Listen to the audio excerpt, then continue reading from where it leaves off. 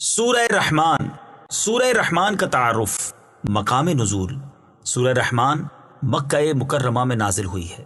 آیات، کلمات اور حروف کی تعداد، اس سورت میں 3 رکوع، 78 آیتیں، 351 کلمے اور 1636 حروف ہیں۔ رحمان نام رکھنے کی وجہ، اس سورت کا نام سورہ رحمان اس لیے رکھا گیا کہ اس کی ابتدا اللہ تعالیٰ کے اسماء حسنہ میں سے ایک اسم الرحمن سے کی گئی ہے۔ سورہ رحمان کے فضائل، حضرت علی المرتضیٰ کرم اللہ تعالی وجہہ الکریم سے روایت ہے، نبی اکرم صلی اللہ تعالی علیہ وآلہ وسلم نے ارشاد فرمایا، ہر چیز کی ایک زینت ہے اور قرآن کی زینت سورہ رحمان ہے۔ مفتی احمد یار خان نعیمی رحمت اللہ تعالی علیہ فرماتے ہیں، چند وجہ سے سورہ رحمان کو قرآن کی دلہن زینت فرمایا گیا۔ اس صورت میں اللہ تعالیٰ کی ذات و صفات کا ذکر ہے اور ذات و صفات پر اعتقاد ایمان کی زینت ہے۔ اس صورت میں جنت کی حوروں، ان کے حسن و جمال، ان کے زیورات کا ذکر ہے اور یہ چیزیں جنت کی زینت ہیں۔ اس صورت میں آیت مبارکہ فَبِأَيِّ آلَاءِ رَبِّكُمَا تُكَذِّبَانِ 31 جگہ ارشاد ہوا، اس سے صورت کی زینت زیادہ ہو گئی۔ حضرت فاطمہ الزہرا رضی اللہ تعالی عنہا سے روایت ہے، رسول کریم صلی اللہ تعالی علیہ وآلہ وسلم نے ارشاد فرمایا، سورہ حدید، سورہ واقعہ اور سورہ رحمان کی تلاوت کرنے والے کو زمین و آسمان کی بادشاہت میں جنت الفردوس کا مکین پکارا جاتا ہے۔ نمبر 3، اس سورت کی آیات اگرچہ چھوٹی چھوٹی ہیں لیکن ان کی تاثیر بہت مضبوط ہے۔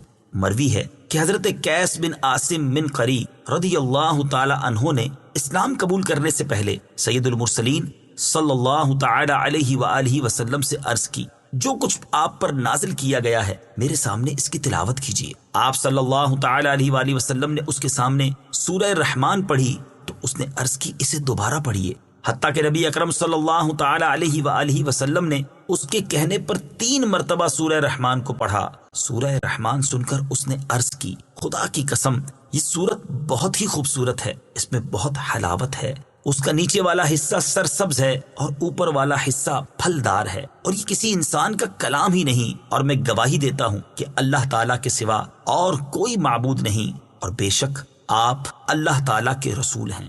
سورہ رحمان کے مضامین، اس سورت کا مرکزی مضمون یہ ہے کہ اس میں اللہ تعالیٰ کی وحدانیت اور قدرت، نبی اکرم صلی اللہ تعالی علیہ وسلم کی نبوت اور قرآن مجید کے اللہ تعالیٰ کے وحی ہونے پر دلائل بیان کیے گئے ہیں۔ نیز اس میں یہ مضامین بیان کیے گئے ہیں۔ نمبر 1، اس سورت کی ابتدا میں اللہ تعالیٰ نے اپنی عظیم نعمتوں جیسے قرآن پاک کو نازل کرنے، تاجدار رسالت صلی اللہ تعالی علیہ وآلہ وسلم کو اس کی تعلیم دینے، آپ صلی اللہ تعالی علیہ وسلم کو دنیا و آخرت کی تمام چیزوں کی تعلیم دینے کا ذکر فرمایا۔ نمبر 2، اس کے بعد سورج، چاند، زمین پر اگی ہوئی بیلوں، درختوں، آسمانوں، زمینوں، باغات میں پھلوں اور کھیتوں میں فصلوں کا ذکر فرمایا۔ نمبر 3، حضرت آدم علیہ السلام اور ابلیس کی پیدائش، میٹھے اور کھاری سمندروں اور ان سے موتیوں کے نکلنے کو بیان فرمایا گیا۔ نمبر 4، اس جہاں کے فنا ہونے اور صرف اللہ تعالیٰ کی ذات کے باقی رہنے اور تمام مخلوق کے اللہ تعالیٰ کا محتاج ہونے کا ذکر فرمایا گیا۔ نمبر 5، اس سورت کے آخر میں قیامت، جنت کی نعمتوں اور جہنم کی سختیوں اور ہولناکیوں وغیرہ کا ذکر ہے۔ سورہ قمر کے ساتھ مناسبت، سورہ رحمان کی اپنے سے ماں قبل سورت قمر کے ساتھ مناسبت یہ ہے کہ سورہ قمر میں قیامت، جہنم کی ہولناکیوں، مجرموں کا عذاب، متقی مسلمانوں کا ثواب اور جنت کے اوصاف اجمالی طور پر بیان کیے گئے، اور سورہ رحمان میں یہ چیزیں تفصیل کے ساتھ بیان کی گئی ہیں۔ بسم اللہ الرحمن الرحیم۔ ترجمہ، اللہ کے نام سے شروع جو نہایت مہربان رحمت والا ہے۔ الرحمن علم القرآن۔ ترجمہ، رحمان نے قرآن سکھایا۔ الرحمن، رحمان۔ تفسیر صراط الجنان میں ہے، اس آیت کی شان نزول کے بارے میں ایک قول یہ ہے کہ جب سورہ فرقان کی آیت نمبر 60 نازل ہوئی جس میں رحمان کو سجدہ کرنے کا حکم دیا گیا تو کفار مکہ نے کہا کہ رحمان کیا ہے، ہم نہیں جانتے۔ اس پر اللہ تعالیٰ نے سورہ الرحمان نازل فرمائی کہ رحمان جس کا تم انکار کرتے ہو وہی ہے جس نے قرآن نازل فرمایا، اور ایک قول یہ ہے کہ اہل مکہ نے جب کہا کہ محمد مصطفیٰ صلی اللہ تعالی علیہ وآلہ وسلم کو کوئی بشر سکھاتا ہے تو یہ آیت نازل ہوئی، اور اللہ تبارک و تعالی نے فرمایا کہ رحمان نے قرآن اپنے حبیب محمد مصطفیٰ صلی اللہ تعالی علیہ وآلہ وسلم کو سکھایا۔ سورہ رحمان کی آیت نمبر 1 اور 2 سے حاصل ہونے والی معلومات۔ اس معنی کے اعتبار سے ان آیات سے 5 باتیں معلوم ہوئیں۔ نمبر 1، قرآن پاک اللہ تعالیٰ کی بہت بڑی نعمت ہے، اسی لیے سب سے پہلے اس کا ذکر فرمایا۔ نمبر 2، حضور اقدس صلی اللہ تعالی علیہ وآلہ وسلم کے پاس قرآن پاک بظاہر حضرت جبریل علیہ السلام کے واسطے سے آیا، لیکن در حقیقت اللہ تعالیٰ نے اپنے حبیب صلی اللہ تعالی علیہ وآلہ وسلم کو قرآن سکھایا۔ نمبر 3، مخلوق میں سے حضور پرنور صلی اللہ تعالی علیہ وآلہ وسلم کا کوئی استاد نہیں، بلکہ آپ کا علم مخلوق کے واسطے کے بغیر اللہ تعالیٰ کی عطا سے ہے۔ نمبر 4، حضور اقدس صلی اللہ تعالی علیہ وآلہ وسلم کو قرآن پاک کے متشابہات کا علم بھی دیا گیا ہے، کیونکہ جب اللہ تعالیٰ نے سارا قرآن اپنے حبیب کو سکھا دیا تو اس میں متشابہات کا علم بھی آ گیا کہ یہ بھی قرآن پاک کا حصہ ہی ہیں۔ نمبر 5، اللہ تعالیٰ نے حضرت آدم علیہ نبینا علیہ الصلوۃ والسلام کو تمام اشیاء کے نام سکھائے، جیسا کہ ارشاد باری تعالیٰ ہے، وعلم آدم الأسماء كلها۔ ترجمہ، اور اللہ تعالیٰ نے آدم کو تمام اشیاء کے نام سکھا دیے۔ حضرت داؤد علیہ نبینا علیہ الصلوۃ والسلام کو زرہ بنانا سکھائی، چنانچہ ارشاد فرمایا، وعلمناه صنعة لبوس لكم۔ ترجمہ، اور ہم نے تمہارے فائدے کے لیے اسے جنگی لباس کی صنعت سکھا دی۔ حضرت سلیمان علیہ نبینا علیہ الصلوۃ والسلام کو پرندوں کی زبان سکھائی، جیسا کہ حضرت سلیمان علیہ الصلوۃ والسلام نے اس کا اظہار کرتے ہوئے فرمایا، یا ایھا الناس علمنا منطق الطیر۔ ترجمہ، اے لوگو، ہمیں پرندوں کی بولی سکھائی گئی ہے۔ حضرت عیسیٰ علیہ الصلوۃ والسلام کو طب، تورات اور انجیل کا علم عطا فرمایا، ارشاد باری تعالیٰ ہے، وَيُعَلِّمُهُ الْكِتَابَ وَالْحِكْمَةَ وَالتَّوْرَاةَ وَالْإِنجِيلَ۔ ترجمہ، اور اللہ اسے کتاب اور حکمت اور توریت اور انجیل سکھائے گا۔ حضرت خضر علیہ الصلوۃ والسلام کو علم لدنی عطا فرمایا، چنانچہ ارشاد فرمایا، وَعَلَّمْنَاهُ مِن لَّدُنَّا عِلْمًا۔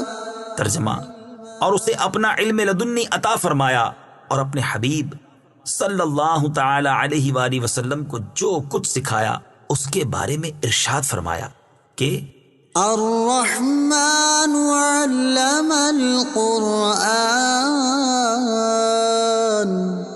ترجمہ، رحمان نے اپنے محبوب کو قرآن سکھایا۔ ایک اور مقام پر ارشاد فرمایا، وَإِنَّكَ لَتُلَقَّى الْقُرْآنَ مِن لَّدُنْ حَكِيمٍ عَلِيمٍ۔ ترجمہ، اور اے محبوب، بے شک آپ کو حکمت والے، علم والے کی طرف سے قرآن سکھایا جاتا ہے۔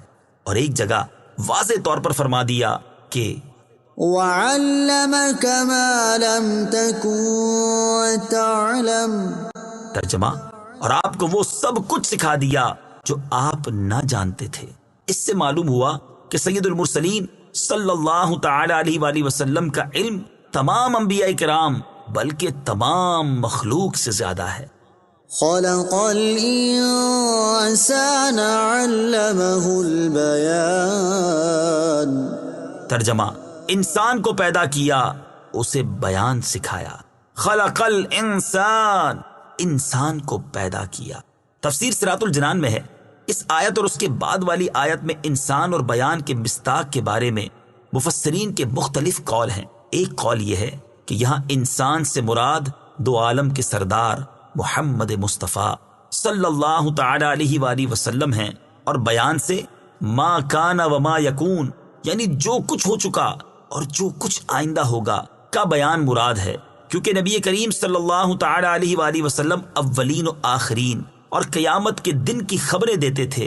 ایک قول یہ ہے کہ یہاں انسان سے مراد حضرت آدم علیہ السلام ہیں، اور بیان سے مراد تمام چیزوں کے اسماء اور تمام زبانوں کا بیان مراد ہے۔ اور ایک قول یہ ہے کہ یہاں انسان سے اس کی جنس یعنی حضرت آدم علیہ السلام اور ان کی تمام اولاد مراد ہے، اور بیان سے مراد گفتگو کی صلاحیت ہے، جس کی وجہ سے انسان دیگر حیوانوں سے ممتاز ہوتا ہے۔ الشمس والقمر بحسبان۔ ترجمہ: سورج اور چاند حساب سے ہیں۔ الشمس والقمر بحسبان، سورج اور چاند حساب سے ہیں۔ تفسیر صراط الجنان میں ہے، اس آیت میں اللہ تعالیٰ نے آسمانی نعمتوں میں دو ایسی نعمتیں بیان فرمائیں جو ظاہری طور پر نظر آتی ہیں، اور وہ نعمتیں سورج اور چاند ہیں۔ ان نعمتوں کی اہمیت کا اندازہ اس بات سے لگایا جا سکتا ہے کہ اگر سورج نہ ہوتا تو اندھیرا کبھی ختم ہی نہ ہوتا، اور اگر چاند نہ ہوتا تو بہت ساری ظاہری نعمتیں ختم ہو کر رہ جاتی۔ اور ان کا سب سے بڑا فائدہ یہ ہے کہ سورج اور چاند معین اندازے کے ساتھ اپنے اپنے بروج اور منازل میں حرکت کرتے ہیں، کیونکہ اگر سورج حرکت کرنے کی بجائے ایک ہی جگہ کھڑا رہے تو اس سے کوئی بھی فائدہ نہیں اٹھا سکتا، اور اگر اس کی گردش لوگوں کو معلوم نہ ہو تو وہ معاملات ٹھیک طرح سے سر انجام نہیں دے سکتے۔ اور ان کا ایک فائدہ یہ ہے کہ اوقات کے حساب، سالوں اور مہینوں کا شمار انہی کی رفتار سے ہوتا ہے۔ والنجم والشجر يسجدان۔ ترجمہ: اور سبزے اور درخت سجدہ کرتے ہیں۔ والنجم والشجر يسجدان، اور سبزے اور درخت سجدہ کرتے ہیں۔ تفسیر صراط الجنان میں ہے، یہاں نجم سے مراد زمین سے پیدا ہونے والی وہ نباتات ہیں جو تنا نہیں رکھتی، جیسے سبزہ اور انگور کی بیل وغیرہ، اور شجر سے مراد وہ نباتات ہیں جو تنا رکھتی ہیں، جیسے گندم، جو اور درخت وغیرہ۔ اور ان کے سجدہ کرنے سے مراد یہ ہے کہ ان کے سائے سجدہ کرتے ہیں۔ اس کی تائید اس آیت سے بھی ہوتی ہے۔ أَوَلَمْ يَرَوْا إِلَى مَا خَلَقَ اللَّهُ مِن شَيْءٍ يَتَفَيَّأُ ظِلَالُهُ عَنِ الْيَمِينِ وَالشَّمَائِلِ سُجَّدًا لِلَّهِ وَهُمْ دَاخِرُونَ۔ ترجمہ: اور کیا انہوں نے اس طرف نہ دیکھا کہ اللہ نے جو چیز بھی پیدا فرمائی ہے اس کے سائے اللہ کو سجدہ کرتے ہوئے دائیں اور بائیں جھکتے ہیں، اور وہ سائے عاجزی کر رہے ہیں۔ اور بعض مفسرین نے فرمایا کہ سجدہ کرنے سے مراد یہ ہے کہ وہ اللہ تعالیٰ کے حکم کے فرما بردار ہیں۔ سبزے اور درختوں کی اہمیت۔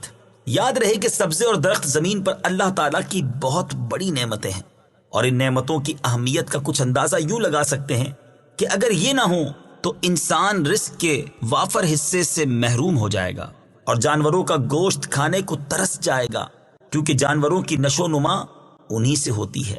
اور جب یہ سبزے نہ ہوں گے تو جانور کیسے پلے بڑھیں گے، اور جب جانور پلے بڑھیں گے نہیں تو انسان ان کا گوشت کہاں سے حاصل کریں گے۔ والسماء رفعها ووضع الميزان ألا تطغوا في الميزان۔ ترجمہ: اور آسمان کو اللہ نے بلند کیا اور ترازو رکھی کہ ترازو میں نا انصافی نہ کرو۔ والسماء رفعها، اور آسمان کو اللہ نے بلند کیا۔ تفسیر صراط الجنان میں ہے، اللہ تعالیٰ نے آسمان کو محل اور رتبے کے اعتبار سے بلند پیدا فرمایا ہے۔ محل کے اعتبار سے بلندی تو ظاہر ہے کہ آسمان زمین سے اونچا ہے، جبکہ رتبے کے اعتبار سے آسمان کی بلندی یہ ہے کہ وہ فرشتوں کا مسکن ہے، اور یہی سے اللہ تعالیٰ کے احکام صادر ہوتے ہیں۔ وَوَضَعَ الْمِيزَانَ، اور ترازو رکھی۔ تفسیر صراط الجنان میں ہے، ایک قول یہ ہے کہ یہاں میزان سے مراد عدل کرنا ہے۔ اس صورت میں آیت کا معنی یہ ہے کہ اللہ تعالیٰ نے مخلوق کے درمیان تمام معاملات میں عدل کرنے کا حکم دیا ہے۔ اور ایک قول یہ ہے کہ میزان سے مراد وہ تمام آلات ہیں جن سے اشیاء کا وزن کیا جائے اور ان کی مقداریں معلوم ہو سکیں، جیسے ترازو، اشیاء ناپنے کے آلات اور پیمانے وغیرہ۔ اس صورت میں آیت کے اس حصے اور اس کے بعد والی آیت کا معنی یہ ہے کہ اللہ تعالیٰ نے زمین پر اشیاء ناپنے اور تولنے کے آلات پیدا فرمائے اور اپنے بندوں پر لین دین کے معاملات میں عدل قائم رکھنے اور برابری کرنے کے احکام نافذ فرمائے، تاکہ وہ ناپ تول میں نا انصافی نہ کریں اور کسی کی حق تلفی نہ ہو۔ ناپنے تولنے کے آلات کی اہمیت۔ اللہ تعالیٰ کی جس نعمت کا بیان اس آیت میں ہوا، اس کی اہمیت کا اندازہ اس بات سے بآسانی لگایا جا سکتا ہے کہ لوگ اپنے ساتھ غبن اور دھوکہ دہی پسند نہیں کرتے، اور نہ ہی کوئی اس بات پر راضی ہوتا ہے کہ دوسرا شخص کسی چیز میں اس پر غالب آ جائے، چاہے وہ چیز معمولی سی ہی کیوں نہ ہو۔ لہٰذا اگر ناپ تول کے معاملات میں عدل و انصاف اور برابری نہ ہو تو معاشرے میں جو جھگڑے اور فسادات برپا ہوں گے اور آپس میں جو بغض و عناد پیدا ہوگا، وہ کسی عقل مند سے ڈھکا چھپا نہیں۔ حضرت قتادہ رضی اللہ تعالی عنہ اسی آیت کی تفسیر میں فرماتے ہیں، اے انسان، تو دوسروں کے ساتھ اسی طرح انصاف کر جس طرح تجھے پسند ہے کہ تیرے ساتھ انصاف کیا جائے، اور تو دوسروں کو اسی طرح پورا پورا ناپ تول کر دے جیسے تجھے پورا پورا ناپ تول کر لینا پسند ہے، کیونکہ عدل و انصاف ہی سے لوگوں کے حالات درست رہ سکتے ہیں۔ وَأَقِيمُوا الْوَزْنَ بِالْقِسْطِ وَلَا تُخْسِرُوا الْمِيزَانَ۔ ترجمہ، اور انصاف کے ساتھ تول قائم کرو اور وزن نہ گھٹاؤ۔ وَأَقِيمُوا الْوَزْنَ بِالْقِسْطِ، اور انصاف کے ساتھ تول قائم کرو۔ تفسیر صراط الجنان میں ہے، یعنی جب تم لوگوں کے لیے کوئی چیز ناپو یا تولو تو انصاف کے ساتھ ناپ تول کرو اور اس چیز کا وزن کم نہ کرو۔ ناپ تول میں انصاف کرنے کا حکم دیا گیا۔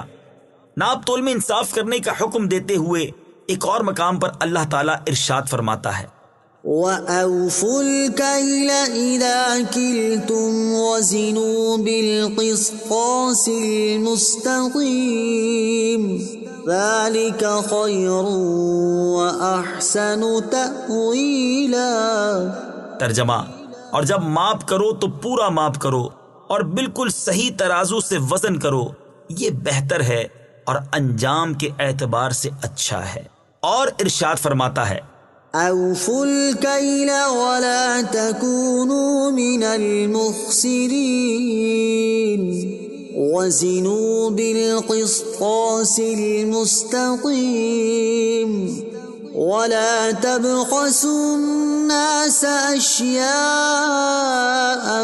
وَلَا تَعْثَوْا فِي الْأَرْضِ مُفْسِدِينَ۔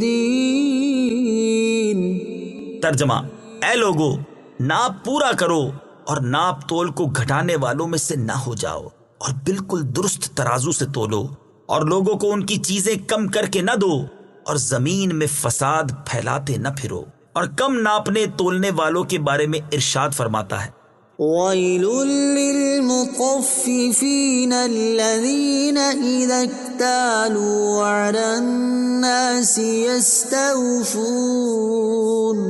وَإِذَا كَالُوهُمْ أَو وَّزَنُوهُمْ يُخْسِرُونَ أَلَا يَظُنُّ أُولَئِكَ أَنَّهُمْ مَبْعُوثُونَ لِيَوْمٍ عَظِيمٍ يَوْمَ يَقُومُ النَّاسُ لِرَبِّ الْعَالَمِينَ۔ ترجمہ، کم تولنے والوں کے لیے خرابی ہے وہ لوگ کہ جب دوسرے لوگوں سے ناپ لیں تو پورا وصول کریں، اور جب انہیں ناپ یا تول کر دیں تو کم کر دیں۔ کیا یہ لوگ یقین نہیں رکھتے کہ انہیں اٹھایا جائے گا ایک عظمت والے دن کے لیے، جس دن سب لوگ رب العالمین کے حضور کھڑے ہوں گے۔ اور حضرت عبداللہ ابن عمر رضی اللہ تعالیٰ عنہما فرماتے ہیں، رسول کریم صلی اللہ تعالی علیہ وآلہ وسلم نے ہماری طرف توجہ فرمائی اور ارشاد فرمایا، اے مہاجرین، جب تم 5 باتوں میں مبتلا کر دیے جاؤ، اور میں خدا سے پناہ مانگتا ہوں کہ تم ان باتوں کو پاؤ۔ پہلی بات یہ ہے کہ جب کسی قوم میں بے حیائی کے کام اعلانیہ ہونے لگ جائیں تو ان میں طاعون اور وہ بیماریاں عام ہو جاتی ہیں جو پہلے کبھی ظاہر نہ ہوئی تھی۔ دوسری بات یہ ہے کہ جب لوگ ناپ تول میں کمی کرنے لگ جاتے ہیں تو ان پر قحط اور مصیبتیں نازل ہوتی ہیں اور بادشاہ ان پر ظلم کرتے ہیں۔ تیسری بات یہ ہے کہ جب لوگ زکوٰۃ کی ادائیگی چھوڑ دیتے ہیں تو اللہ تعالیٰ بارش کو روک دیتا ہے۔ اگر زمین پر چوپائے نہ ہوتے تو آسمان سے پانی کا ایک قطرہ بھی نہ گرتا۔ چوتھی بات یہ ہے کہ جب لوگ اللہ تعالیٰ اور اس کے رسول کے عہد کو توڑ دیتے ہیں تو اللہ تعالیٰ ان پر ان کے غیروں میں سے دشمنوں کو مسلط کر دیتا ہے تو وہ ان کا مال وغیرہ چھین لیتے ہیں۔ پانچویں بات یہ ہے کہ جب مسلمان حکمران اللہ تعالیٰ کے قانون کو چھوڑ کر دوسرا قانون اور اللہ تعالیٰ کے احکام میں سے کچھ لیتے اور کچھ چھوڑتے ہیں تو اللہ تعالیٰ ان کے درمیان اختلاف پیدا فرما دیتا ہے۔ وَالْأَرْضَ وَضَعَهَا لِلْأَنَامِ فِيهَا فَاكِهَةٌ وَالنَّخْلُ ذَاتُ الْأَكْمَامِ وَالْحَبُّ ذُو الْعَصْفِ وَالرَّيْحَانُ فَبِأَيِّ آلَاءِ رَبِّكُمَا تُكَذِّبَانِ۔ ترجمہ: اور اس نے مخلوق کے لیے زمین رکھی، اس میں پھل، میوے اور غلاف والی کھجوریں ہیں اور بھوسے والا اناج اور خوشبودار پھول ہیں، تو اے جن و انسان تم دونوں اپنے رب کی کون کون سی نعمت کو جھٹلاؤ گے۔ وَالْأَرْضَ وَضَعَهَا لِلْأَنَامِ، اور اس نے مخلوق کے لیے زمین رکھی۔ تفسیر صراط الجنان میں ہے، ارشاد فرمایا کہ اللہ تعالیٰ نے اس مخلوق کے لیے زمین کو فرش کی طرح بچھا دیا جو اس میں رہتی اور بستی ہے تاکہ وہ اس میں آرام کریں اور فائدے اٹھائیں۔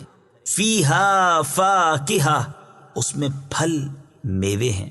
تفسیر صراط الجنان میں ہے، اس آیت اور اس کے بعد والی آیت میں اللہ تعالیٰ نے چند وہ منافع بیان فرمائے ہیں جو اس نے مخلوق کے لیے زمین میں پیدا فرمائے ہیں۔ ان آیات کا خلاصہ یہ ہے کہ زمین میں بے شمار اقسام کے پھل، میوے اور غلاف والی کھجوریں ہیں جن میں بہت برکت ہے، اور بھوسے والا اناج جیسے گندم اور جو وغیرہ پیدا فرمایا ہے۔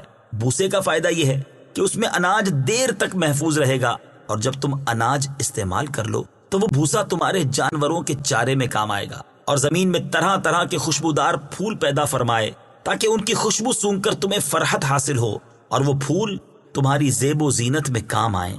فَبِأَيِّ آلَاءِ رَبِّكُمَا تُكَذِّبَانِ، تو اے جن و انسان تم دونوں اپنے رب کی کون کون سی نعمت کو جھٹلاؤ گے۔ تفسیر صراط الجنان میں ہے، یعنی اے جن و انس کی گروہ، جو نعمتیں تمہارے سامنے بیان کی گئیں ان میں سے تم دونوں اپنے رب عز و جل کی کون کون سی نعمت کو جھٹلاؤ گے۔ ہدایت اور نصیحت کرنے کا بہترین اسلوب۔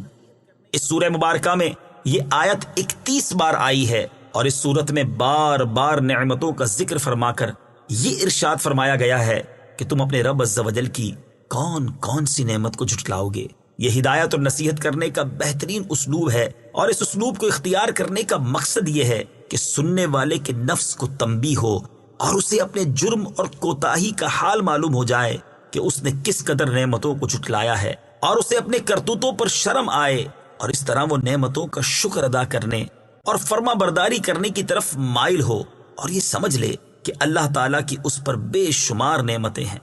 حضرت جابر رضی اللہ تعالیٰ عنہ فرماتے ہیں، نبی کریم صلی اللہ تعالیٰ علیہ وآلہ وسلم اپنے صحابہ کرام علیہم رضوان کے پاس تشریف لائے اور ان کے سامنے سورہ رحمان شروع سے لے کر آخر تک پڑھی۔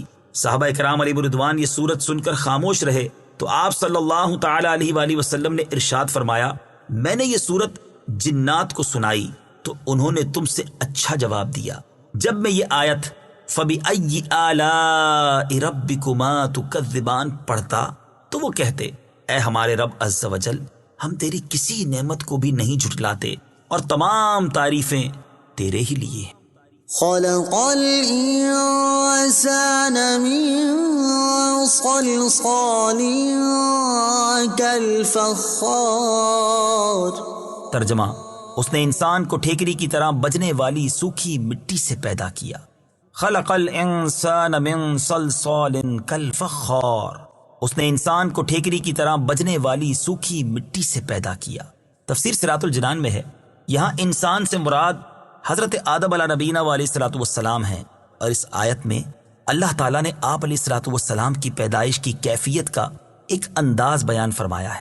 قرآن پاک میں دیگر مقامات پر آپ علیہ الصلوۃ والسلام کی پیدائش کی کیفیت کے اور انداز بھی بیان فرمائے گئے ہیں۔ چنانچہ ایک مقام پر ارشاد فرمایا، هو الذي خلقكم من تراب، ترجمہ وہی ہے جس نے تمہیں مٹی سے بنایا۔ ایک مقام پر ارشاد فرمایا، وَلَقَدْ خَلَقْنَا الْإِنسَانَ مِن سُلَالَةٍ مِّن طِينٍ۔ ترجمہ اور بے شک ہم نے انسان کو چنی ہوئی مٹی سے بنایا۔ ایک اور مقام پر ارشاد فرمایا، إِنَّا خَلَقْنَاهُم مِّن طِينٍ لَازِبٍ۔ ترجمہ بے شک ہم نے انہیں چپکنے والی مٹی سے بنایا۔ ایک مقام پر ارشاد فرمایا، وَلَقَدْ خَلَقْنَا الْإِنسَانَ مِن صَلْصَالٍ مِّنْ حَمَإٍ مَّسْنُونٍ۔ ترجمہ اور بے شک ہم نے انسان کو خشک بجتی ہوئی مٹی سے بنایا جو ایسے سیاہ گارے کی تھی جس سے بو آتی تھی۔ ان سب آیات کا معنی ایک ہی ہے، اور اس کی تفصیل یہ ہے کہ حضرت آدم علیہ نبینا علیہ الصلوۃ والسلام کی پیدائش سے پہلے ہر قسم کی مٹی جمع فرمائی گئی، پھر اسے پانی سے گوندا گیا تو وہ مٹی ایسا سیاہ گارا بن گئی جس سے بو آتی تھی۔ اس سے اللہ تعالیٰ نے حضرت آدم علیہ نبینا علیہ الصلوۃ والسلام کا جسم مبارک بنایا، اور جب وہ مٹی خشک ہو گئی تو ہوا گزرنے کی وجہ سے ٹھیکری کی طرح بجنے لگی۔ وَخَلَقَ الْجَانَّ مِن مَّارِجٍ مِّن نَّارٍ فَبِأَيِّ آلَاءِ رَبِّكُمَا تُكَذِّبَانِ۔ ترجمہ اور اس نے جن کو بغیر دھوئیں والی آگ کے خالص شعلے سے پیدا کیا، تو اے جن و انسان تم دونوں اپنے رب کی کون کون سی نعمت کو جھٹلاؤ گے۔ وَخَلَقَ الْجَانَّ مِن مَّارِجٍ مِّن نَّارٍ، اور اس نے جن کو بغیر دھوئیں والی آگ کے خالص شعلے سے پیدا کیا۔ تفسیر اسراۃ الجنان میں ہے، یہاں جن سے مراد ابلیس ہے۔ ابلیس کو اللہ تعالیٰ نے حضرت آدم علیہ نبینا علیہ الصلوۃ والسلام سے پہلے آگ سے پیدا فرمایا، جیسا کہ ایک اور مقام پر اللہ تعالیٰ نے ارشاد فرمایا، وَالْجَانَّ خَلَقْنَاهُ مِن قَبْلُ مِن نَّارِ السَّمُومِ۔ ترجمہ اور ہم نے اس سے پہلے جن کو بغیر دھوئیں والی آگ سے پیدا کیا۔ حضرت عائشہ صدیقہ رضی اللہ تعالی عنہا سے روایت ہے، نبی اکرم صلی اللہ تعالی علیہ وآلہ وسلم نے ارشاد فرمایا، فرشتوں کو نور سے پیدا کیا گیا، ابلیس کو خالص آگ سے پیدا کیا گیا، اور حضرت آدم علیہ الصلوۃ والسلام کو اس طرح پیدا کیا گیا جس طرح تمہارے سامنے اللہ تعالیٰ نے قرآن میں بیان کیا۔ فَبِأَيِّ آلَاءِ رَبِّكُمَا تُكَذِّبَانِ، تو اے جن و انسان تم دونوں اپنے رب کی کون کون سی نعمت کو جھٹلاؤ گے۔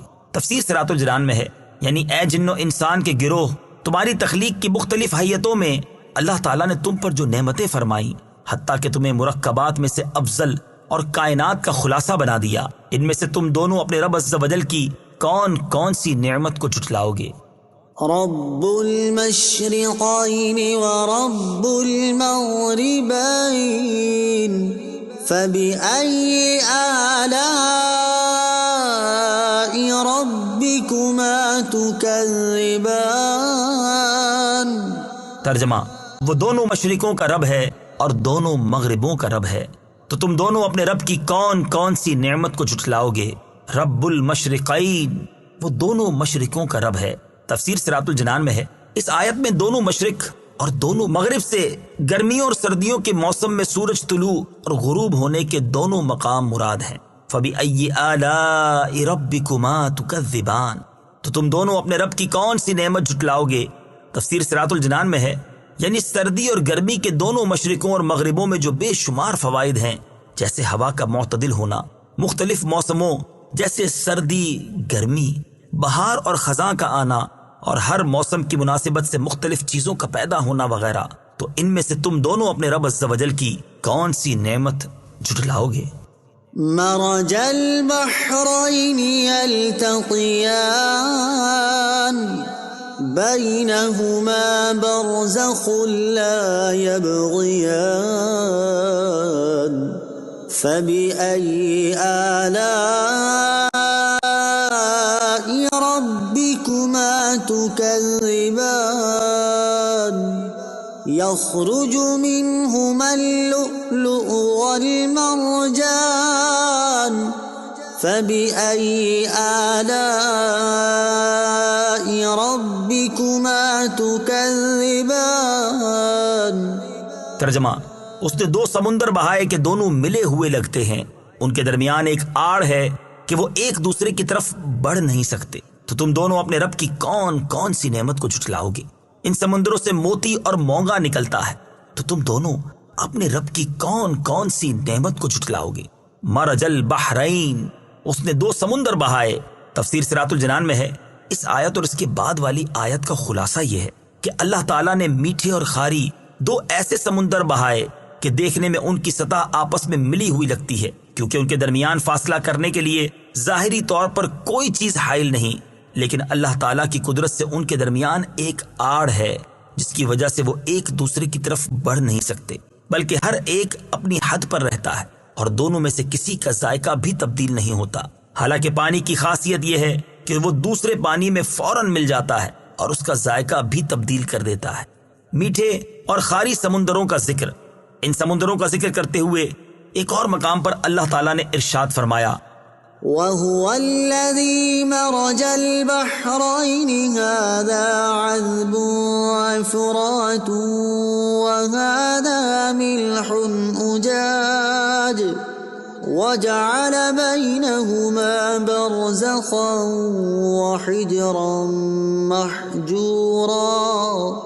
ترجمہ: اور وہی ہے جس نے دو سمندروں کو ملا دیا، ان میں یہ ایک میٹھا نہایت شیریں ہے اور یہ ایک کھاری نہایت تلخ ہے، اور ان کے بیچ میں اس نے ایک پردہ اور روکی ہوئی آڑ بنا دی، اور ارشاد فرمایا، وَمَا يَسْتَوِي الْبَحْرَانِ هَذَا عَذْبٌ فُرَاتٌ سَائِغٌ شَرَابُهُ وَهَذَا مِلْحٌ أُجَاجٌ وَمِن كُلٍّ تَأْكُلُونَ لَحْمًا طَرِيًّا وَتَسْتَخْرِجُونَ حِلْيَةً تَلْبَسُونَهَا وَتَرَى الْفُلْكَ فِيهِ مَوَاخِرَ لِتَبْتَغُوا مِن فَضْلِهِ وَلَعَلَّكُمْ تَشْكُرُونَ۔ ترجمہ: اور دونوں سمندر برابر نہیں، ان میں سے ایک یہ میٹھا خوب میٹھا ہے، اس کا پانی خوشگوار ہے، اور یہ دوسرا نمکین بہت کڑوا ہے، اور ان دونوں سمندروں میں سے ہر ایک سے تم مچھلی کا تازہ گوشت کھاتے ہو، اور وہ زیور یعنی قیمتی موتی نکالتے ہو جسے تم پہنتے ہو، اور تو کشتیوں کو اس میں پانی کو چیرتے ہوئے دیکھے گا تاکہ تم اس کا فضل تلاش کرو اور تاکہ تم شکر ادا کرو۔ فَبِأَيِّ آلَاءِ رَبِّكُمَا تُكَذِّبَانِ، تو تم دونوں اپنے رب کی کون کون سی نعمت کو جھٹلاؤ گے؟ تفسیر صراط الجنان میں ہے، یعنی اے جن و انسان کے گروہ، اللہ تعالیٰ نے میٹھے اور خاری دو سمندر بہا کر اور ان میں تمہارے پہننے کا زیور رکھ کر تم پر جو انعام کیا، تم ان نعمتوں میں سے اپنے رب عز و جل کی کون کون سی نعمت کو جھٹلاؤ گے؟ فَبِأَيِّ آلَاءِ رَبِّكُمَا تُكَذِّبَانِ، تو تم دونوں اپنے رب کی کون کون سی نعمت کو جھٹلاؤ گے؟ تفسیر صراط الجنان میں ہے، یعنی اے جن و انسان کے گروہ، اللہ تعالیٰ نے تمہارے لیے ان سمندروں میں منافع پیدا فرما کر تم پر جو انعام کیا، تم ان نعمتوں میں سے اپنے رب عز و جل کی کون کون سی نعمت کو جھٹلاؤ گے؟ وَلَهُ الْجَوَارِ الْمُنشَآتُ فِي الْبَحْرِ كَالْأَعْلَامِ فَبِأَيِّ آلَاءِ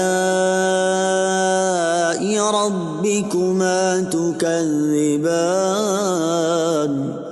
ترجمہ: اور دریا میں پہاڑوں جیسی اٹھی ہوئی کشتیاں اسی کی ہیں، تو تم دونوں اپنے رب کی کون کون سی نعمت کو جھٹلاؤ گے؟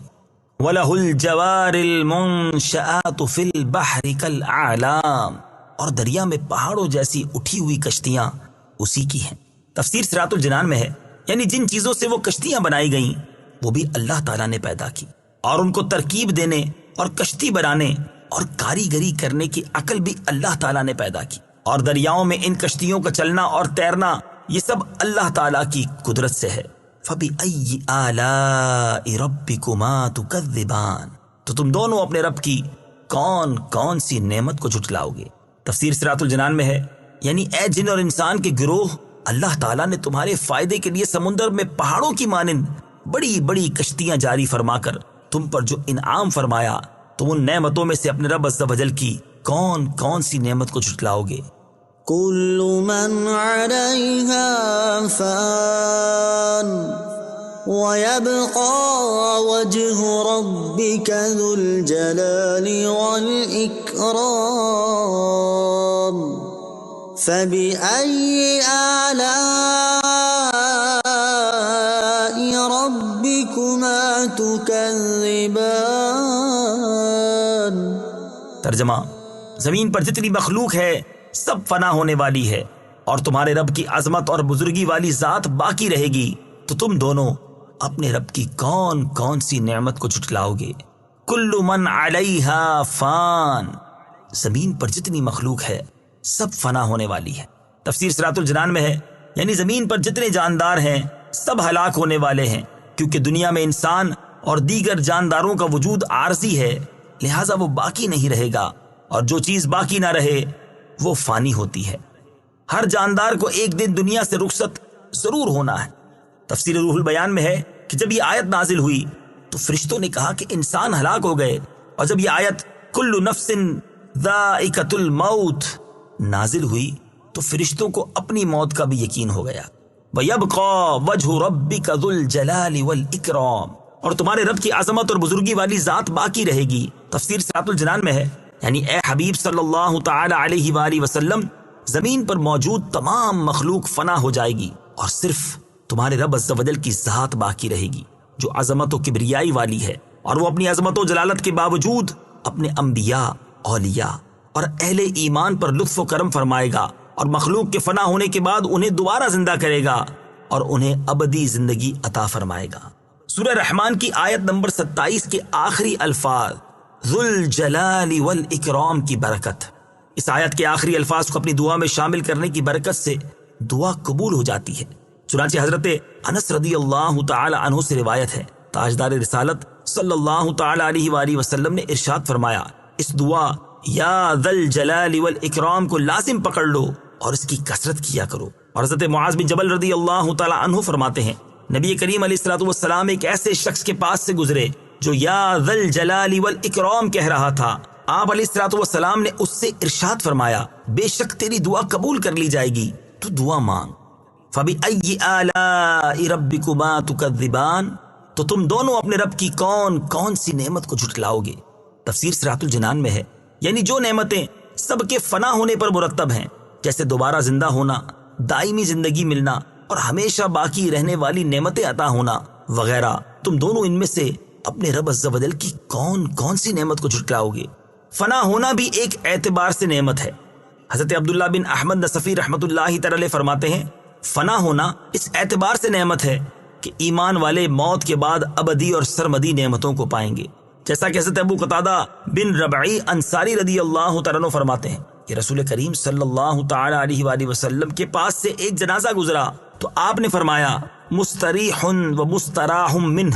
صحابہ کرام نے عرض کی، یا رسول اللہ صلی اللہ تعالی علیہ وسلم، مستریح اور مستراح من سے کیا مراد ہے؟ ارشاد فرمایا، مومن بندہ جب مرتا ہے تو وہ مصیبتوں سے نجات پا کر اللہ تعالیٰ کی آغوش رحمت میں جانا چاہتا ہے، اور بدکار آدمی جب مرتا ہے تو اس کے مر جانے سے اللہ تعالیٰ کے بندے، شہر، درخت اور جانور بھی راحت پانا چاہتے ہیں۔ اور حضرت یحییٰ بن معاذ رازی رحمت اللہ تعالی علیہ فرماتے ہیں، موت کو خوش آمدید ہو، کیونکہ یہ وہ چیز ہے جو حبیب کو حبیب کے قریب کر دیتی ہے۔ يسأله من في السماوات والأرض كل يوم هو في شأن فبأي آلاء ربكما تكذبان۔ ترجمہ: آسمانوں اور زمین میں جتنے ہیں سب اسی کے سوالی ہیں، وہ ہر دن کسی کام میں ہے، تو تم دونوں اپنے رب کی کون کون سی نعمت کو جھٹلاؤ گے؟ یسألہ من فی السماوات والارض، آسمانوں اور زمین میں جتنے ہیں سب اسی کے سوالی ہیں۔ تفسیر صراط الجنان میں ہے، یعنی آسمانوں میں رہنے والے فرشتے ہوں یا زمین پر بسنے والے جن، انسان یا اور کوئی مخلوق، الغرض کوئی بھی اللہ تعالیٰ سے بے نیاز نہیں، بلکہ سب کے سب اس کے فضل کے محتاج ہیں، اور زبان حال اور کال سے اسی کی بارگاہ کے سوالی ہیں۔ اس میں اللہ تعالیٰ کی قدرت کے کمال کی طرف اشارہ ہے کہ ہر مخلوق چاہے وہ کتنی ہی بڑی کیوں نہ ہو، وہ اپنی ضروریات کو از خود پورا کرنے سے عاجز ہے اور اللہ تعالیٰ کی محتاج ہے۔ کل یوم ہوا فی شان، وہ ہر دن کسی کام میں ہے۔ تفسیر صراط الجنان میں ہے، اس آیت کے شان نزول کے بارے میں کہا گیا ہے کہ یہ آیت ان یہودیوں کے رد میں نازل ہوئی جو کہتے تھے کہ اللہ تعالیٰ ہفتے کے دن کوئی کام نہیں کرتا۔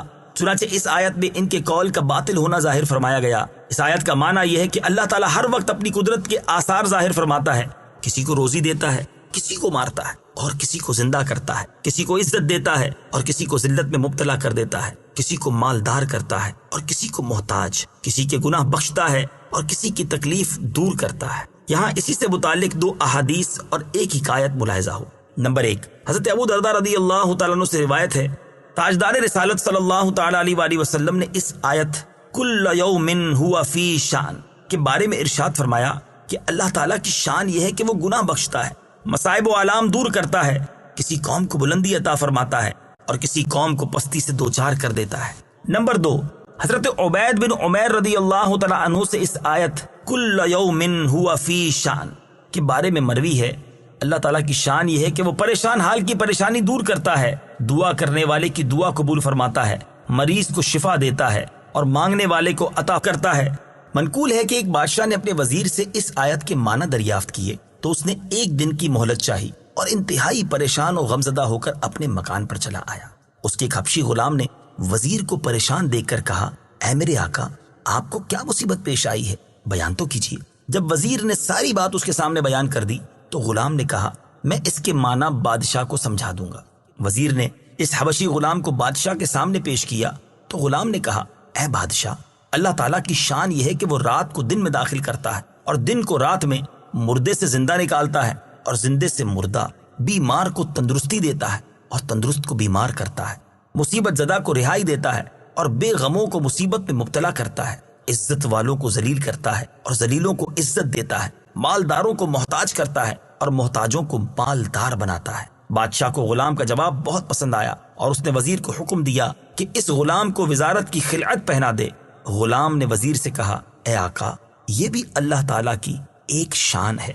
نوٹ: اس مقام پر ایک بات ذہن نشین رکھیں کہ اللہ تعالیٰ کے لیے مصروف اور مشغول کا لفظ استعمال نہیں کر سکتے کیونکہ اللہ تعالیٰ ان اوصاف سے پاک ہے۔ فَبِأَيِّ آلَاءِ رَبِّكُمَا تُكَذِّبَانِ، تو تم دونوں اپنے رب کی کون کون سی نعمت کو جھٹلاؤ گے؟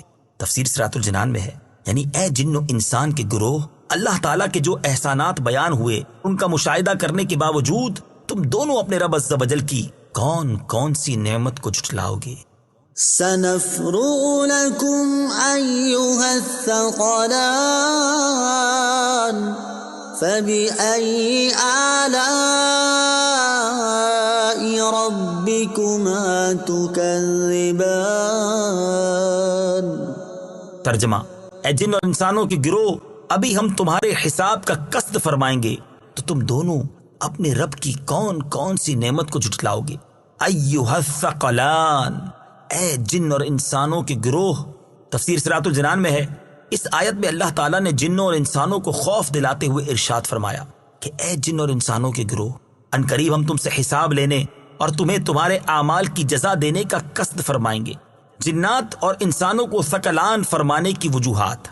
مفسرین نے جنوں اور انسانوں کو ثقلان فرمائے جانے کی مختلف وجوہات بیان کی ہیں۔ ان میں 3 وجوہات درج ذیل ہیں۔ نمبر 1، زمین پر موجود دیگر مخلوق کے مقابلے میں صرف جنوں اور انسانوں کو شرعی احکام کا مکلف بنایا گیا، ان کی اس عظمت کی وجہ سے انہیں ثقلان فرمایا گیا۔ نمبر 2، زندگی اور موت دونوں صورتوں میں زمین پر ان کا وزن ہے، اس لیے انہیں ثقلان فرمایا گیا۔ نمبر 3، انہیں ثقلان اس لیے فرمایا گیا کہ یہ گناہوں کی وجہ سے بھاری ہیں۔ تمام انسانوں کے لیے نصیحت۔ اس آیت میں تمام انسانوں کے لیے نصیحت ہے کہ دنیا میں وہ جیسے چاہے زندگی گزاریں، لیکن مرنے کے بعد انہیں بہرحال اللہ تعالیٰ کی بارگاہ میں اپنے کیے ہوئے اعمال کا حساب دینا ہوگا، اور پھر جس طرح کے عمل کیے ہوں گے اسی طرح کی جزا اللہ تعالیٰ کی طرف سے ملے گی۔ نوٹ: اس مقام پر ایک بات ذہن نشین رکھیں کہ اللہ تعالیٰ کے لیے فارغ کا لفظ استعمال نہیں کر سکتے، کیونکہ اللہ تعالیٰ مصروفیت اور فراغت کے وصف سے پاک ہے۔ اس لیے یہاں آیت میں سنفرغ سے اس کا حقیقی معنی فراغت مراد نہیں، بلکہ اس کا مجازی معنی قصد کرنا مراد ہے۔ فَبِأَيِّ آلَاءِ رَبِّكُمَا تُكَذِّبَانِ، تو تم دونوں اپنے رب کی کون کون سی نعمت کو جھٹلاؤ گے؟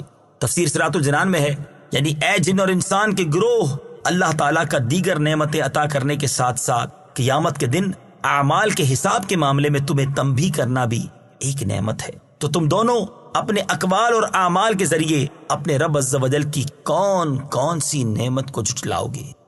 يا معشر الجن والإنس إن استطعتم أن تنفذوا من أقطار السماوات والأرض فانفذوا لا تنفذون إلا بسلطان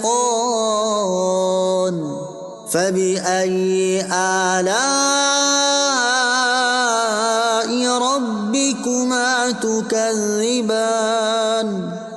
ترجمہ: اے جنوں اور انسانوں کے گروہ، اگر تم سے ہو سکے کہ آسمانوں اور زمین کے کناروں سے نکل جاؤ تو نکل جاؤ، تم جہاں نکل کر جاؤ گے وہاں اسی کی سلطنت ہے، تو تم دونوں اپنے رب کی کون کون سی نعمت کو جھٹلاؤ گے؟ یا معشر الجن والانس، اے جنوں اور انسانوں کے گروہ۔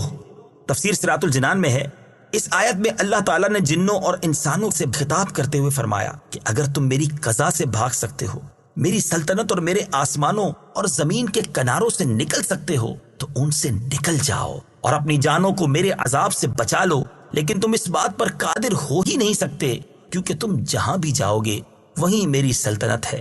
یہ حکم جنوں اور انسانوں کا عجز ظاہر کرنے کے لیے دیا گیا ہے۔ فَبِأَيِّ آلَاءِ رَبِّكُمَا تُكَذِّبَانِ، تو تم دونوں اپنے رب کی کون کون سی نعمت کو جھٹلاؤ گے؟ تفسیر صراط الجنان میں ہے، یعنی اے جن اور انسان کے گروہ، اللہ تعالیٰ نے سزا دینے پر قادر ہونے کے باوجود تمہیں تنبیہ کر کے، اپنے عذاب سے ڈرا کر، تم پر آسانی فرما کر اور تمہیں معافی سے نواز کر تم پر جو انعامات فرمائے، تم دونوں ان میں سے اپنے رب عز و جل کی کون کون سی نعمت کو جھٹلاؤ گے؟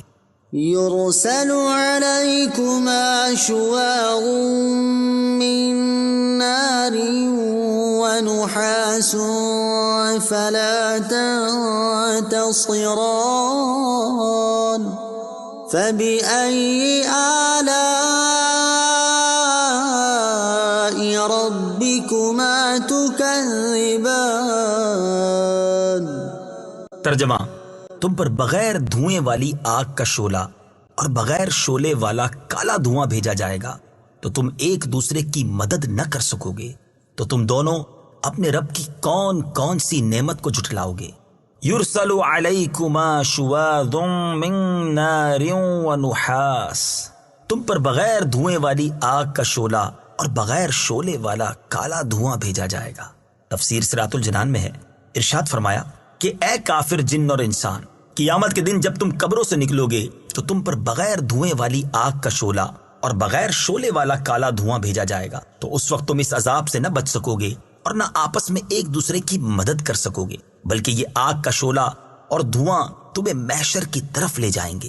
صدر الافاضل مفتی نعیم الدین مراد آبادی علیہ رحمۃ اللہ الہادی لکھتے ہیں، حضرت مترجم قدس سرہ یعنی اعلیٰ حضرت امام احمد رضا خان علیہ رحمت الرحمان نے فرمایا، لپٹ یعنی شعلے میں دھواں ہو تو اس کے سب اجزاء جلانے والے نہ ہوں گے، کہ اس میں زمین کے وہ اجزاء شامل ہیں جن سے دھواں بنتا ہے، اور دھوئیں میں لپٹ ہو تو وہ پورا سیاہ اور اندھیرا نہ ہوگا کہ لپٹ کی رنگت شامل ہے، اس پر بے دھوئیں کی لپٹ بھیجی جائے گی جس کے سب اجزاء جلانے والے ہوں گے، اور بے لپٹ کا دھواں بھیجا جائے گا جو سخت کالا اندھیرا ہوگا، اور ہم اس عذاب سے اسی کے وجہ کریم کی پناہ چاہتے ہیں۔ یاد رہے کہ پہلے سے اس کی خبر دے دینا یہ بھی اللہ تعالیٰ کا لطف و کرم ہے، تاکہ اس کی نافرمانی سے باز رہ کر اپنے آپ کو اس بلا سے بچایا جا سکے۔ فَبِأَيِّ آلَاءِ رَبِّكُمَا تُكَذِّبَانِ، تو تم دونوں اپنے رب کی کون کون سی نعمت کو جھٹلاؤ گے؟ تفسیر صراط الجنان میں ہے، یعنی اے جن اور انسان کے گروہ، کافر اور گناہگار کا انجام پہلے سے بیان کر دینا اللہ تعالیٰ کا لطف و کرم اور نعمت ہے، تو تم دونوں اپنے رب عز و جل کی کون کون سی نعمت کو جھٹلاؤ گے؟ فَإِذَا انشَقَّتِ السَّمَاءُ فَكَانَتْ وَرْدَةً كَالدِّهَانِ فَبِأَيِّ آلَاءِ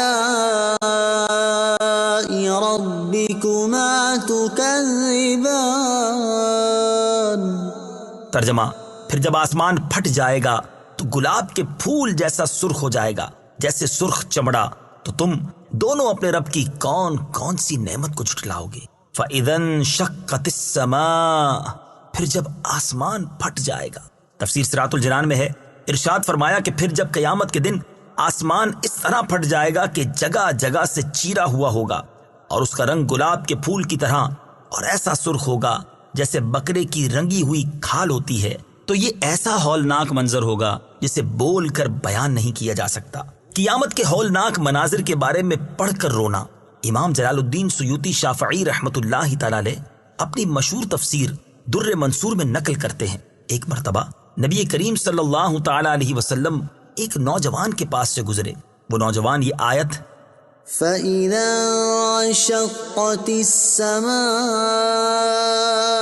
فَكَانَتْ وَرْدَةً كَالدِّهَانِ پڑھ رہا تھا، آپ وہیں رک گئے اور دیکھا کہ اس نوجوان پر کپ کپی طاری ہو گئی ہے اور آنسوؤں نے اس کا گلا بند کر دیا ہے۔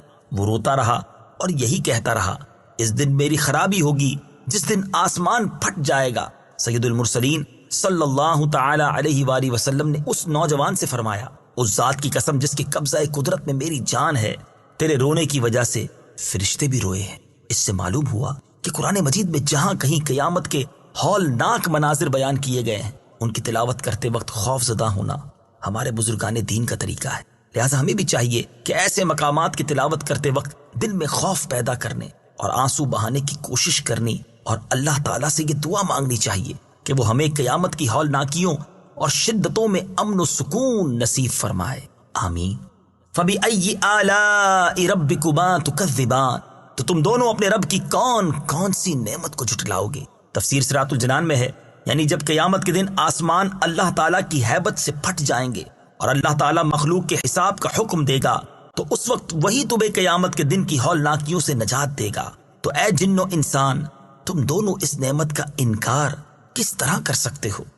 فَيَوْمَئِذٍ لَا يُسْأَلُ عَنْ ذَنبِهِ إِنسٌ وَلَا جَانٌّ فَبِأَيِّ آلَاءِ رَبِّكُمَا تُكَذِّبَانِ۔ ترجمہ، تو اس دن کسی آدمی اور جن سے اس کے گناہ کے متعلق نہیں پوچھا جائے گا، تو تم دونوں اپنے رب کی کون کون سی نعمت کو جھٹلاؤ گے؟ فَيَوْمَئِذٍ، تو اس دن۔ تفسیر صراط الجنان میں ہے، اس آیت کی ایک تفسیر یہ ہے کہ جب لوگ قبروں سے اٹھائے جائیں گے اور آسمان پھٹے گا تو اس دن فرشتے مجرموں سے دریافت نہیں کریں گے، بلکہ ان کی صورتیں دیکھ کر ہی انہیں پہچان لیں گے، اور ان سے سوال دوسرے وقت میں ہوگا جبکہ لوگ حساب کے مقام میں جمع ہوں گے۔ دوسری تفسیر یہ ہے کہ جس دن آسمان پھٹے گا تو اس دن قبروں سے نکلتے ہی فوراً کسی آدمی اور جن سے اس کے گناہ کے بارے میں نہیں پوچھا جائے گا، بلکہ جب وہ حساب کی جگہ میں اکٹھے ہوں گے تو اس وقت ان سے پوچھا جائے گا، فَبِأَيِّ آلَاءِ رَبِّكُمَا تُكَذِّبَانِ، تو تم دونوں اپنے رب کی کون کون سی نعمت کو جھٹلاؤ گے؟ تفسیر صراط الجنان میں ہے، یعنی اے جن اور انسان کے گروہ، تمہیں ان چیزوں کی خبر دینا جن سے ڈر کر تم گناہوں سے باز آ جاؤ اور دنیا میں ہی اللہ تعالیٰ کی اطاعت کر لو، یہ بھی اللہ تعالیٰ کی ایک نعمت ہے۔ تو تم دونوں اپنے رب عز و جل کی کون کون سی نعمت کو جھٹلاؤ گے؟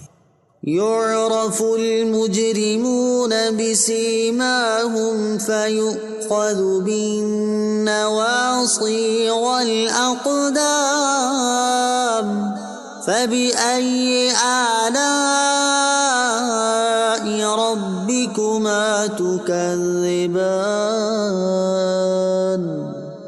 ترجمہ، مجرم اپنے چہروں سے پہچانے جائیں گے تو انہیں پیشانی اور پاؤں سے پکڑا جائے گا۔ تو تم دونوں اپنے رب کی کون کون سی نعمت کو جھٹلاؤ گے؟ یعرف المجرمون بسیماہم، مجرم اپنے چہروں سے پہچانے جائیں گے۔ تفسیر صراط الجنان میں ہے، ارشاد فرمایا کہ قیامت کے دن مجرم اپنے چہروں سے اس طرح پہچانے جائیں گے کہ ان کے منہ کالے اور آنکھیں نیلی ہوں گی۔ تو حساب کے بعد جہنم کے خازن انہیں پکڑیں گے اور ان کے ہاتھ گردن سے باندھ دیں گے اور ان کے پاؤں پیٹھ کے پیچھے سے لا کر پیشانیوں سے ملا دیں گے، پھر انہیں چہروں کے بل گھسیٹ کر جہنم میں ڈال دیں گے۔ اور یہ بھی کہا گیا کہ بعض مجرم پیشانیوں سے گھسیٹے جائیں گے اور بعض پاؤں سے گھسیٹ کر جہنم میں ڈالے جائیں گے۔ فَبِأَيِّ آلَاءِ رَبِّكُمَا تُكَذِّبَانِ، تو تم دونوں اپنے رب کی کون کون سی نعمت کو جھٹلاؤ گے؟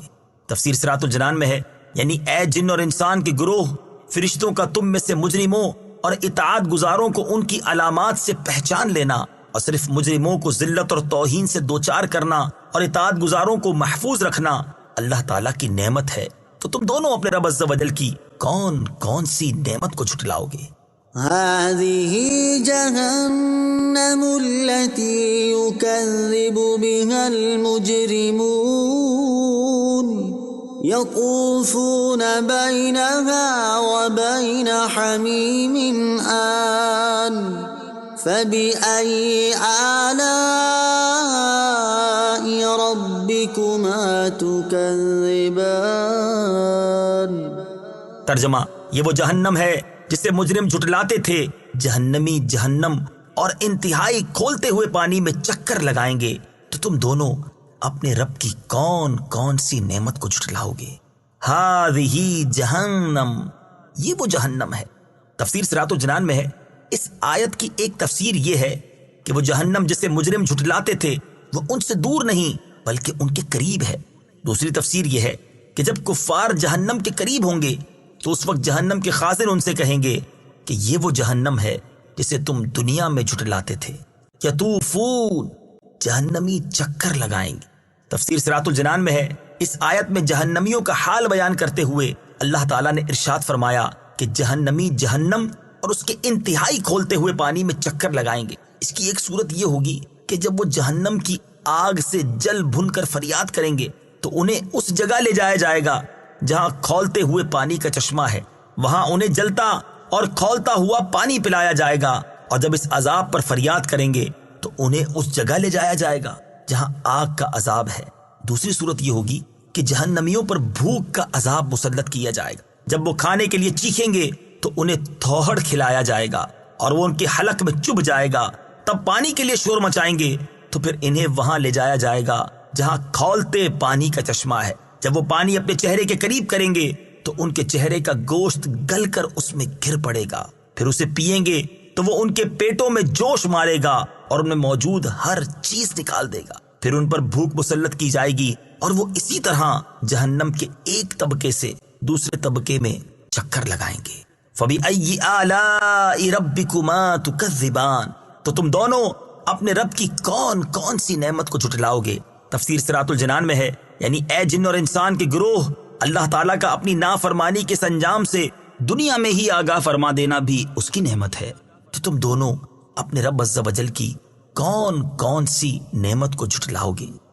وَلِمَنْ خَافَ مَقَامَ رَبِّهِ جَنَّتَانِ فَبِأَيِّ آلَاءِ رَبِّكُمَا تُكَذِّبَانِ۔ ترجمہ، اور جو اپنے رب کے حضور کھڑے ہونے سے ڈرے اس کے لیے دو جنتیں ہیں۔ تو تم دونوں اپنے رب کی کون کون سی نعمت کو جھٹلاؤ گے؟ وَلِمَنْ خَافَ مَقَامَ رَبِّهِ، اور جو اپنے رب کے حضور کھڑے ہونے سے ڈرے۔ تفسیر صراط الجنان میں ہے، یہاں سے اللہ تعالیٰ نے وہ نعمتیں بیان فرمائی ہیں جو اس نے اپنی بارگاہ میں کھڑے ہونے سے ڈرنے والے متقی اور مومن بندوں کے لیے تیار فرمائی ہیں۔ اس آیت کا ایک معنی یہ ہے کہ جیسے دنیا میں قیامت کے دن اپنے رب عز و جل کے حضور حساب کی جگہ میں حساب کے لیے کھڑے ہونے کا ڈر ہو اور وہ گناہوں کو چھوڑ دے اور فرائض کی بجا آوری کرے، تو اس کے لیے آخرت میں 2 جنتیں ہیں۔ اس معنی کی تائید اس آیت مبارکہ سے بھی ہوتی ہے۔ ارشاد باری تعالیٰ ہے، وَأَمَّا مَنْ خَافَ مَقَامَ رَبِّهِ وَنَهَى النَّفْسَ عَنِ الْهَوَىٰ فَإِنَّ الْجَنَّةَ هِيَ الْمَأْوَىٰ۔ ترجمہ، اور وہ جو اپنے رب کے حضور کھڑے ہونے سے ڈرا اور نفس کو خواہش سے روکا تو بے شک جنت ہی ٹھکانہ ہے۔ دوسرا معنی یہ ہے کہ جو اس بات سے ڈرے کہ اس کے تمام اعمال اللہ تعالیٰ جانتا ہے اور وہ اس کے اعمال کی نگرانی رکھتا ہے، اور اس خوف کی وجہ سے وہ بندہ گناہ چھوڑ دے تو اس کے لیے آخرت میں 2 جنتیں ہیں۔ اس معنی کی تائید اس آیت سے بھی ہوتی ہے۔ أَفَمَنْ هُوَ قَائِمٌ عَلَى كُلِّ نَفْسٍ بِمَا كَسَبَتْ۔ ترجمہ، تو کیا وہ خدا جو ہر شخص پر اس کے اعمال کی نگرانی رکھتا ہے۔ اللہ تعالیٰ کے حضور کھڑے ہونے سے ڈرنے والے کو 2 جنتیں ملنے کی وجوہات۔ 2 جنتوں سے مراد جنت عدن اور جنت نعیم ہے، اور 2 جنتیں ملنے کی وجوہات مفسرین نے مختلف بیان فرمائی ہیں۔ نمبر 1، ایک جنت اللہ تعالیٰ سے ڈرنے کا صلہ ہے، اور ایک نفسانی خواہشات ترک کرنے کا صلہ ہے۔ نمبر 2، ایک جنت اس کے درست عقیدہ رکھنے کا صلہ ہے، اور ایک جنت اس کے نیک اعمال کا صلہ ہے۔ نمبر 3، ایک جنت اس کی فرما برداری کرنے کا صلہ ہے، اور ایک جنت گناہ چھوڑ دینے کا صلہ ہے۔ نمبر 4، ایک جنت ثواب کے طور پر ملے گی، اور ایک جنت اللہ تعالیٰ کے فضل کے طور پر ملے گی۔ ایک جنت اس کی رہائش کے لیے ہوگی، اور دوسری جنت اس کی بیویوں کی رہائش کے لیے ہوگی۔ اللہ تعالیٰ کا خوف بڑی اعلیٰ نعمت ہے۔ اس آیت سے معلوم ہوا کہ اللہ تعالیٰ کا خوف بڑی اعلیٰ نعمت ہے۔ اللہ تعالیٰ سب مسلمانوں کو اپنا خوف نصیب کرے۔ امیر المومنین حضرت عمر فاروق رضی اللہ تعالی عنہ کے زمانہ مبارکہ میں ایک نوجوان بہت متقی اور پرہیزگار و عبادت گزار تھا، حتیٰ کہ حضرت عمر رضی اللہ تعالیٰ عنہ بھی اس کی عبادت پر تعجب کیا کرتے تھے۔ وہ نوجوان نماز عشاء مسجد میں ادا کرنے کے بعد اپنے بوڑھے باپ کی خدمت کرنے کے لیے جایا کرتا تھا۔ راستے میں ایک خوبرو عورت اسے اپنی طرف بلاتی اور چھیڑتی تھی، لیکن یہ نوجوان اس پر توجہ دیے بغیر نگاہیں جھکائے گزر جایا کرتا تھا۔ آخر کار ایک دن وہ نوجوان شیطان کے ورغلانے اور اس عورت کی دعوت پر برائی کے ارادے سے اس کی جانب بڑھا، لیکن جب دروازے پر پہنچا تو اسے اللہ تعالیٰ کا یہی فرمان عالی شان یاد آ گیا۔ إِنَّ الَّذِينَ اتَّقَوْا إِذَا مَسَّهُمْ طَائِفٌ مِّنَ الشَّيْطَانِ تَذَكَّرُوا فَإِذَا هُم مُبْصِرُونَ۔ ترجمہ، بے شک جب شیطان کی طرف سے پرہیزگاروں کو کوئی خیال آتا ہے تو وہ فوراً حکم خدا یاد کرتے ہیں، پھر اسی وقت ان کی آنکھیں کھل جاتی ہیں۔ اس آیت پاک کی یاد آتے ہی اس کے دل پر اللہ تعالیٰ کا خوف اس قدر غالب ہوا کہ وہ بے ہوش ہو کر زمین پر گر گیا۔ جب یہ بہت دیر تک گھر نہ پہنچا تو اس کا بوڑھا باپ اسے تلاش کرتا ہوا وہاں پہنچا اور لوگوں کی مدد سے اسے اٹھوا کر گھر لے آیا۔ ہوش آنے پر باپ نے تمام واقعہ دریافت کیا۔ نوجوان نے پورا واقعہ بیان کر کے جب اس آیت پاک کا ذکر کیا تو ایک مرتبہ پھر اس پر اللہ تعالیٰ کا شدید خوف غالب ہوا۔ اس نے ایک زوردار چیخ ماری اور اس کا دم نکل گیا۔ راتوں رات ہی اس کے غسل و کفن و دفن کا انتظام کر دیا گیا۔ صبح جب یہ واقعہ حضرت عمر رضی اللہ تعالیٰ عنہ کی خدمت میں پیش کیا گیا تو آپ اس کے باپ کے پاس تعزیت کے لیے تشریف لے گئے اور اس سے فرمایا کہ آپ نے ہمیں اطلاع کیوں نہیں دی تاکہ ہم بھی جنازے میں شریک ہو جاتے۔ اس نے عرض کی، امیر المومنین، اس کا انتقال رات میں ہوا تھا اور آپ کے آرام کا خیال کرتے ہوئے بتانا مناسب معلوم نہ ہوا۔ آپ نے فرمایا مجھے اس کی قبر پر لے چلو۔ وہاں پہنچ کر آپ نے یہ آیت مبارکہ پڑھی، وَلِمَنْ خَافَ مَقَامَ رَبِّهِ جَنَّتَانِ۔ ترجمہ، اور جو اپنے رب کے حضور کھڑے ہونے سے ڈرے اس کے لیے 2 جنتیں ہیں۔ تو قبر میں سے اس نوجوان نے جواب دیتے ہوئے کہا، یا امیر المومنین، بے شک میرے رب نے مجھے 2 جنتیں عطا فرمائی ہیں۔ فَبِأَيِّ آلَاءِ رَبِّكُمَا تُكَذِّبَانِ۔ تو تم دونوں اپنے رب کی کون کون سی نعمت کو جھٹلاؤ گے؟ یعنی اے جن اور انسان کے گروہ، جب اللہ تعالیٰ نے تمہارے اعمال کے ثواب کے لیے جنت بنائی ہے تو تم دونوں اپنے رب عز و جل کی کون کون سی نعمت کو جھٹلاؤ گے؟ ذواتا افنان فبأي آلاء ربكما تكذبان. ترجمہ: شاخوں والی ہیں تو تم دونوں اپنے رب کی کون کون سی نعمت کو جھٹلاؤ گے. ذواتا افنان، بہت سی شاخوں والی ہیں. تفسیر صراط الجنان میں ہے، یہاں سے ان دو جنتوں کے اوصاف بیان کیے جا رہے ہیں. چنانچہ ارشاد فرمایا کہ ان جنتوں کا ایک وصف یہ ہے کہ وہ دونوں جنتیں پھلوں سے لدی ہوئی شاخوں والی ہیں اور ہر شاخ میں قسم قسم کے میوے ہیں. فَبِأَيِّ آلَاءِ رَبِّكُمَا تُكَذِّبَانِ، تو تم دونوں اپنے رب کی کون کون سی نعمت کو جھٹلاؤ گے.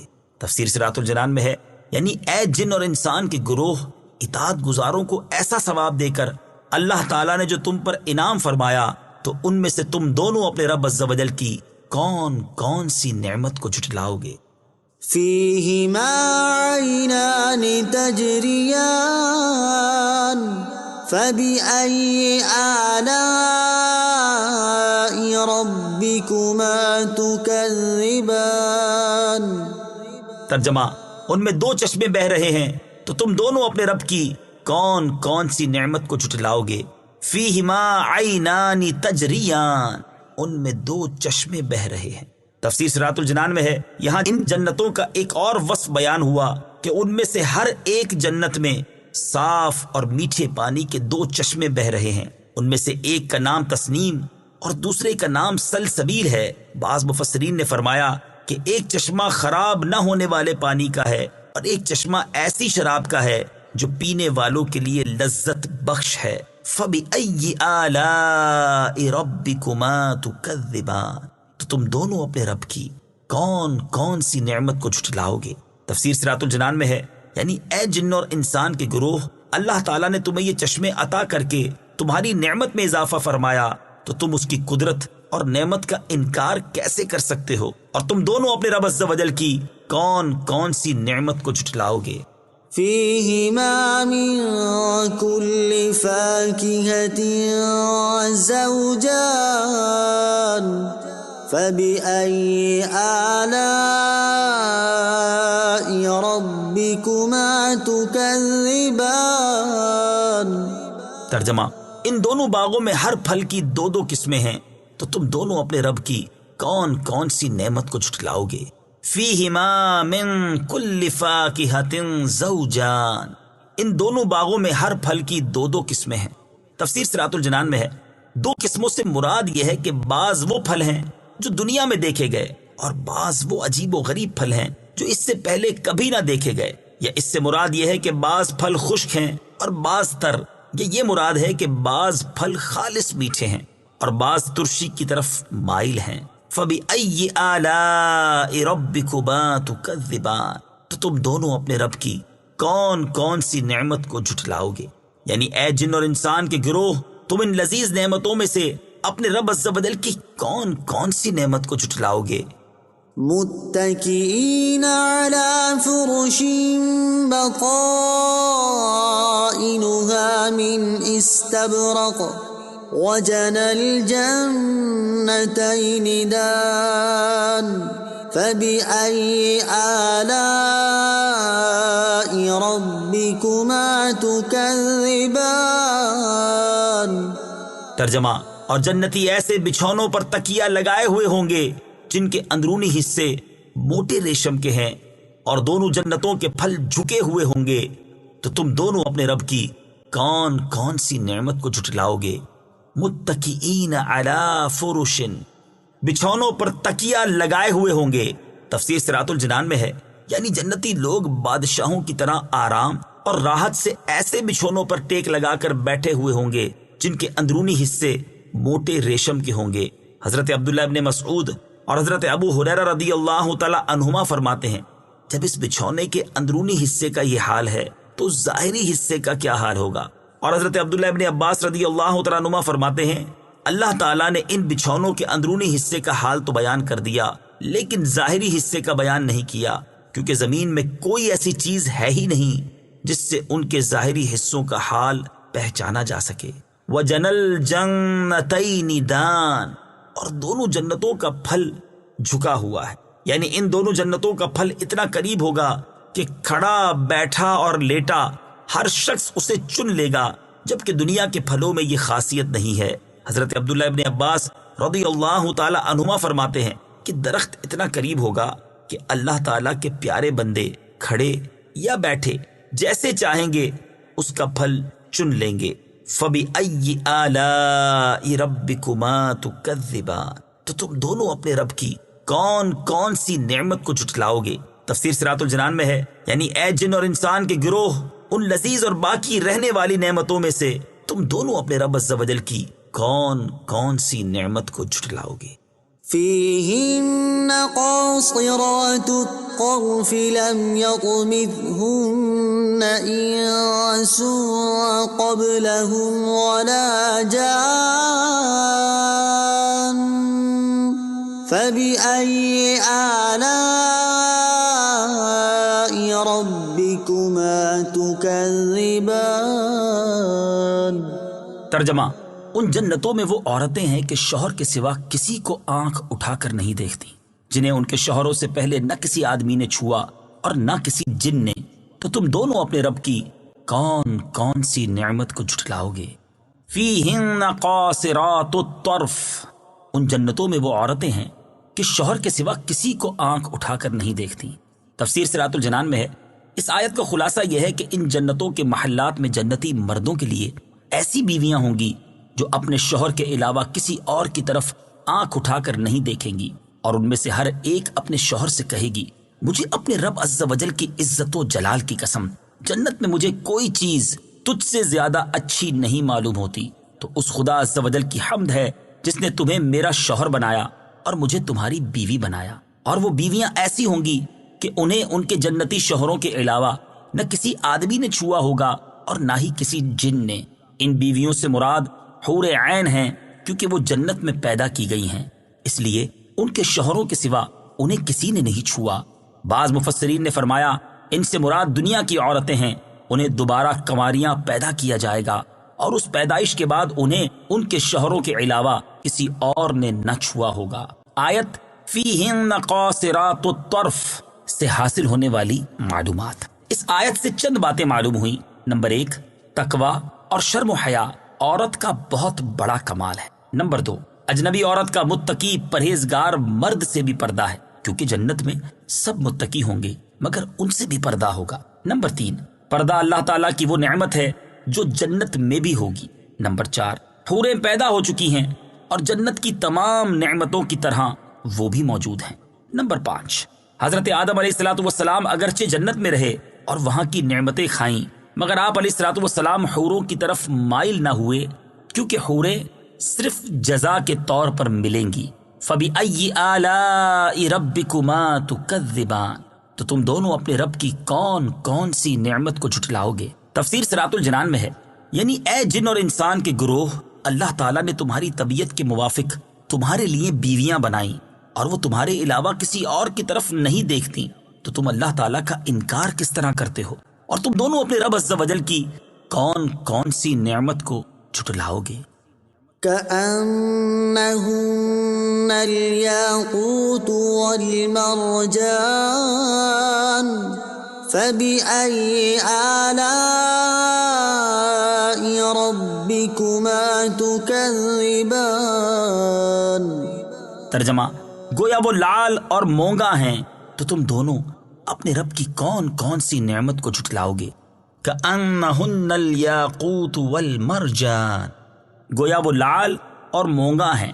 تفسیر صراط الجنان میں ہے، یعنی جنتی حوریں صفائی اور خوش رنگی میں لال اور مونگے پتھر کی طرح ہیں۔ جنتی حوروں کی صفائی اور خوش رنگی۔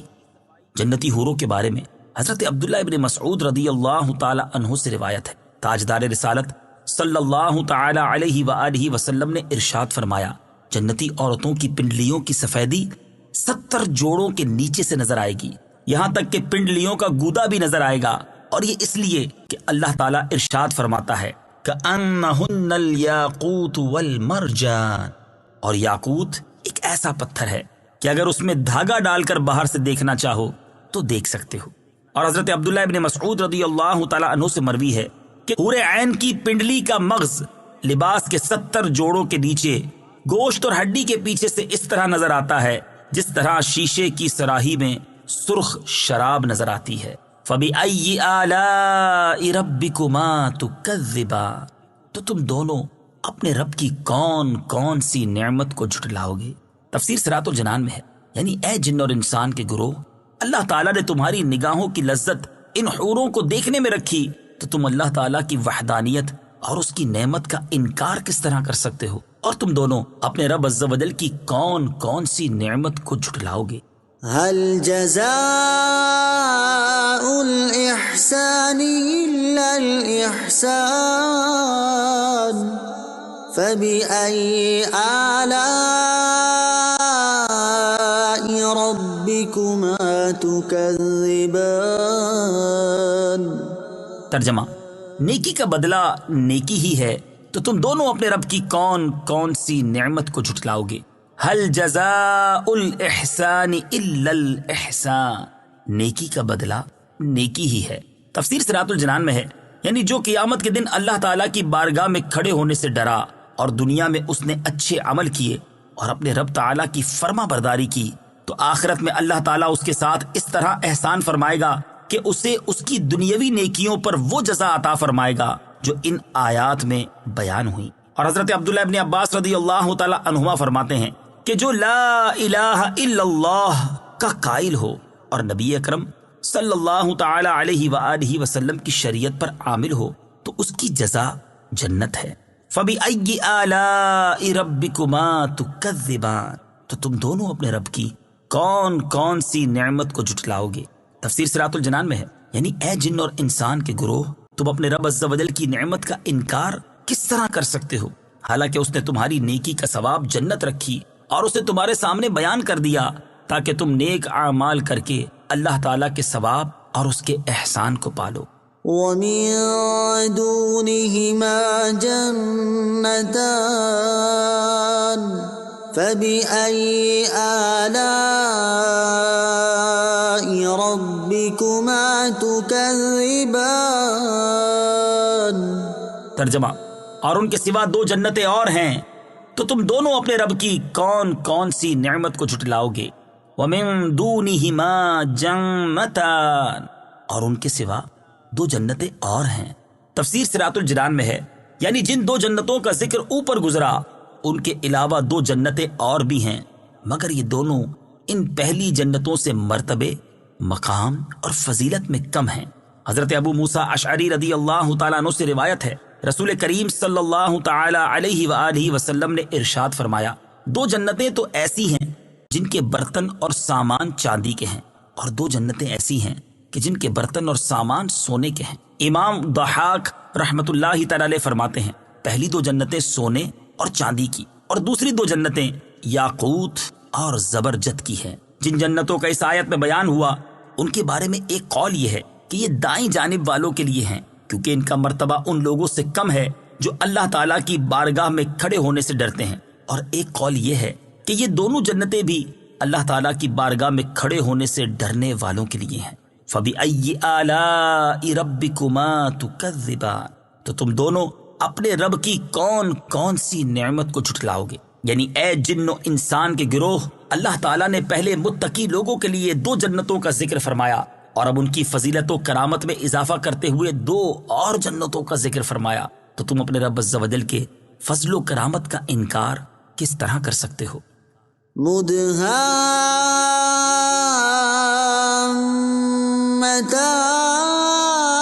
مدهامتان فبأي آلاء ربكما تكذبان۔ ترجمہ، وہ دونوں جنتیں نہایت سبز درختوں کی وجہ سے سیاہی کی جھلک دے رہی ہیں، تو تم دونوں اپنے رب کی کون کون سی نعمت کو جھٹلاؤ گے؟ مدہامتان، وہ دونوں جنتیں نہایت سبز درختوں کی وجہ سے سیاہی کی جھلک دے رہی ہیں۔ اس آیت میں ان جنتوں کا وصف بیان کیا گیا ہے کہ ان کے درختوں کے پتے اتنے سبز ہیں کہ وہ سیاہی کی جھلک دے رہے ہیں۔ سبز رنگ کا فائدہ، یہ انتہائی خوشنما رنگ ہے اور نور نظر کے لیے بہت مفید ہے۔ حضرت جابر بن عبداللہ رضی اللہ تعالی عنہ سے روایت ہے، نبی اکرم صلی اللہ تعالی علیہ وآلہ وسلم نے ارشاد فرمایا، سبز رنگ کی طرف دیکھنے سے بصارت میں اضافہ ہوتا ہے۔ فَبِأَيِّ آلَاءِ رَبِّكُمَا تُكَذِّبَانِ، تو تم دونوں اپنے رب کی کون کون سی نعمت کو جھٹلاؤ گے؟ تفسیر صراط الجنان میں ہے، یعنی اے جن اور انسان کے گروہ، اللہ تعالیٰ نے تمہارے لیے سبز جنتیں بنائیں، کیونکہ سبز رنگ کی طرف دیکھنے سے بصارت میں اضافہ ہوتا ہے، تو تم اس کی وحدانیت کا انکار کس طرح کر سکتے ہو؟ فیہما عینان نضاختان فبأي آلاء ربكما تكذبان۔ ترجمہ، ان میں دو چھلکتے ہوئے چشمے ہیں، تو تم دونوں اپنے رب کی کون کون سی نعمت کو جھٹلاؤ گے؟ فیہما عینان نضاختان، ان میں دو چھلکتے ہوئے چشمے ہیں۔ تفسیر صراط الجنان میں ہے، یعنی ان دونوں جنتوں میں پانی کے چھلکتے ہوئے دو چشمے ہیں جن کا پانی ٹوٹتا نہیں۔ حضرت عبداللہ ابن عباس رضی اللہ تعالیٰ عنہما اس آیت کی تفسیر میں فرماتے ہیں کہ ان دونوں جنتوں میں اہل جنت پر خیر و برکت کے ساتھ پانی کے دو چھلکتے ہوئے چشمے ہیں، اور حضرت عبداللہ ابن مسعود رضی اللہ تعالیٰ عنہ اس کی تفسیر میں فرماتے ہیں کہ ان دونوں جنتوں میں اللہ تعالیٰ کے پیاروں پر مشک اور کافور کی خوشبو کے ساتھ پانی کے دو چھلکتے ہوئے چشمے ہیں۔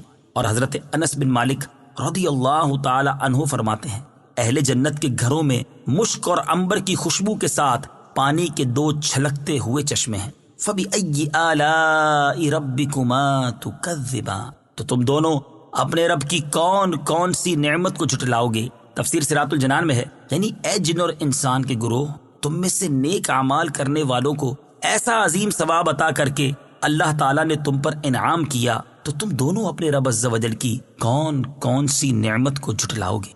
فیہما فاکہۃ ونخل ورمان فبأي آلاء ربكما تكذبان۔ ترجمہ، ان جنتوں میں میوے اور کھجوریں اور انار ہیں، تو تم دونوں اپنے رب کی کون کون سی نعمت کو جھٹلاؤ گے؟ وَنَخْلٌ وَرُمَّانٌ، اور کھجوریں اور انار۔ تفسیر صراط الجنان میں ہے، یعنی جنتوں میں ہر طرح کے میوے ہوں گے۔ کھجور اور انار اگرچہ میوے میں داخل ہیں، لیکن ان کی فضیلت اور شرف کی وجہ سے انہیں خاص طور پر ذکر کیا گیا ہے۔ کھجور اور انار کے فضائل، یہاں آیت میں کھجور اور انار کا بطور خاص ذکر کیا گیا، اسی مناسبت سے ہم یہاں کھجور اور انار کے چند فضائل بیان کرتے ہیں۔ چنانچہ حضرت عبداللہ ابن عمر رضی اللہ تعالی عنہما فرماتے ہیں، تاجدار رسالت صلی اللہ تعالی علیہ وآلہ وسلم نے ارشاد فرمایا، درختوں میں سے ایک ایسا بھی ہے جس کے پتے نہیں گرتے، اور اس کی مثال ایک مسلمان جیسی ہے۔ مجھے بتاؤ وہ کون سا ہے؟ لوگ جنگل کے درختوں کے بارے میں سوچنے لگے، اور مجھے خیال آیا کہ وہ کھجور کا درخت ہے، لیکن مجھے بولنے سے شرم آئی، کیونکہ اس وقت بڑے بڑے صحابہ کرام علیہ رضوان موجود تھے۔ پھر لوگ عرض گزار ہوئے، یا رسول اللہ صلی اللہ تعالی علیہ وآلہ وسلم، آپ خود بتا دیجئے کہ وہ کون سا درخت ہے؟ ارشاد فرمایا، وہ کھجور کا درخت ہے۔ یہ حدیث پاک بخاری شریف میں موجود ہے۔ مسلم شریف کی حدیث میں ہے، حضرت عائشہ صدیقہ رضی اللہ تعالی عنہا فرماتی ہیں، سید المرسلین صلی اللہ تعالی علیہ وآلہ وسلم نے ارشاد فرمایا، اے عائشہ رضی اللہ تعالی عنہا، جس گھر میں کھجوریں نہ ہوں وہ لوگ بھوکے ہیں۔ اے عائشہ رضی اللہ تعالی عنہا، جس گھر میں کھجوریں نہ ہوں وہ لوگ بھوکے ہیں۔ آپ نے یہ کلمات 2 یا 3 بار ارشاد فرمائے۔ مروی ہے کہ حضرت عبداللہ ابن عباس رضی اللہ تعالی عنہما نے فرمایا، مجھے یہ حدیث پہنچی ہے کہ زمین میں ایسا کوئی انار نہیں جس کے دانوں میں جنتی انار کے دانوں سے پیوند کاری نہ کی گئی ہو۔ فَبِأَيِّ آلَاءِ رَبِّكُمَا تُكَذِّبَانِ، تو تم دونوں اپنے رب کی کون کون سی نعمت کو جھٹلاؤ گے؟ تفسیر صراط الجنان میں ہے، یعنی اے جن اور انسان کے گروہ، اللہ تعالیٰ نے تمہارے لیے ایسے پھل پیدا کیے جنہیں کھانے سے تمہیں لذت حاصل ہوتی ہے، تو تم دونوں اپنے رب عز و جل کی کون کون سی نعمت کو جھٹلاؤ گے؟ فیہن خیرات حسان فبأي آلاء ربكما تكذبان۔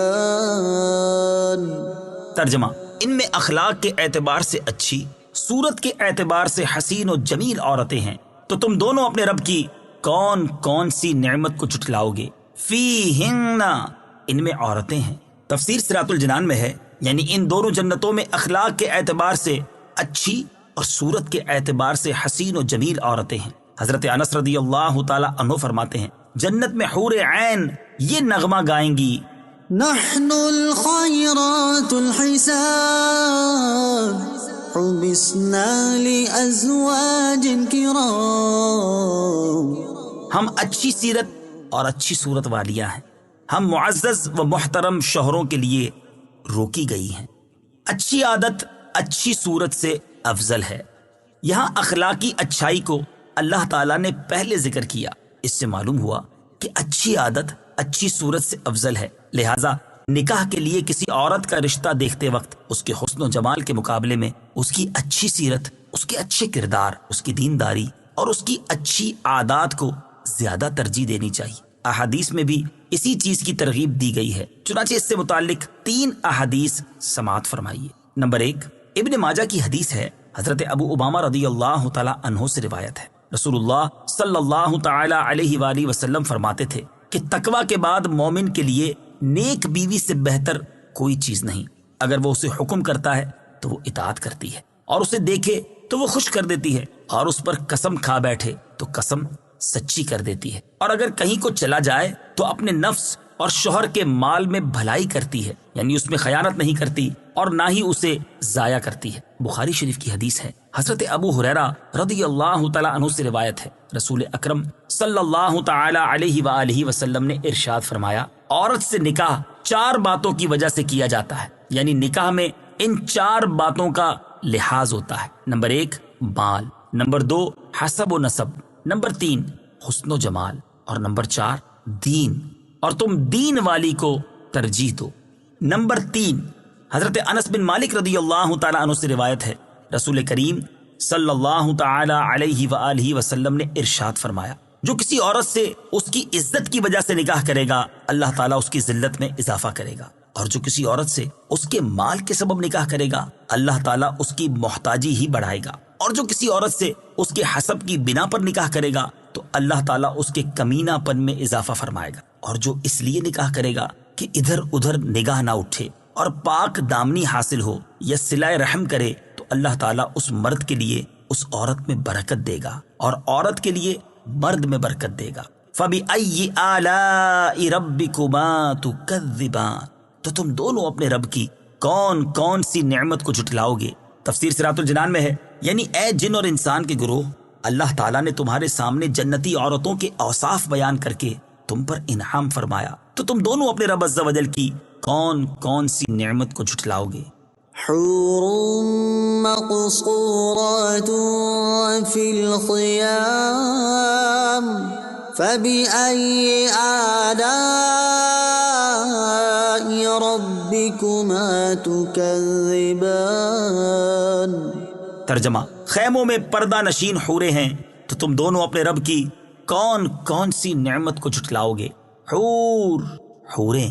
تفسیر صراط الجنان میں ہے، ارشاد فرمایا کہ ان جنتوں میں خیموں میں پردہ نشین حوریں ہیں، جو کہ اپنی شرافت اور کرامت کی وجہ سے ان خیموں سے باہر نہیں نکلتی۔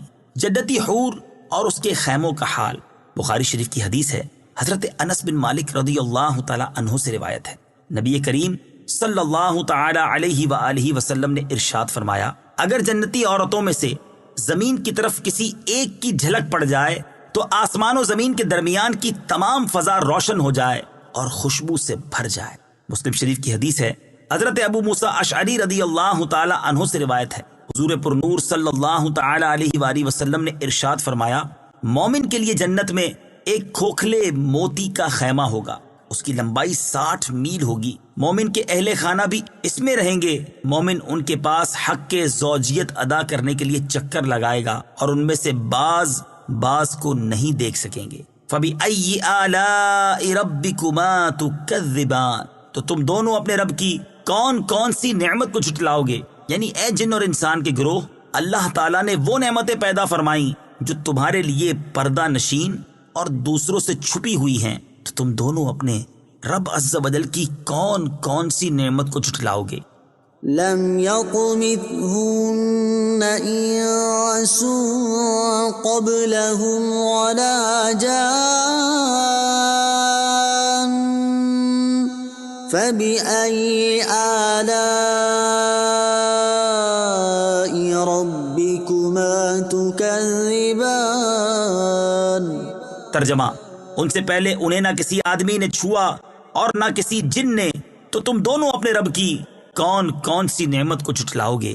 لم یطمثہن انس قبلہم، ان سے پہلے انہیں نہ کسی آدمی نے چھوا۔ تفسیر صراط الجنان میں ہے، یعنی جیسے ان دو جنتوں کی حوریں اپنے جنتی شوہروں کے علاوہ جن و انس کے چھونے سے محفوظ تھیں، ایسے ہی ان دونوں جنتوں کی حوریں بھی محفوظ ہیں، لہذا آیت میں تکرار نہیں۔ فَبِأَيِّ آلَاءِ رَبِّكُمَا تُكَذِّبَانِ، تو تم دونوں اپنے رب کی کون کون سی نعمت کو جھٹلاؤ گے؟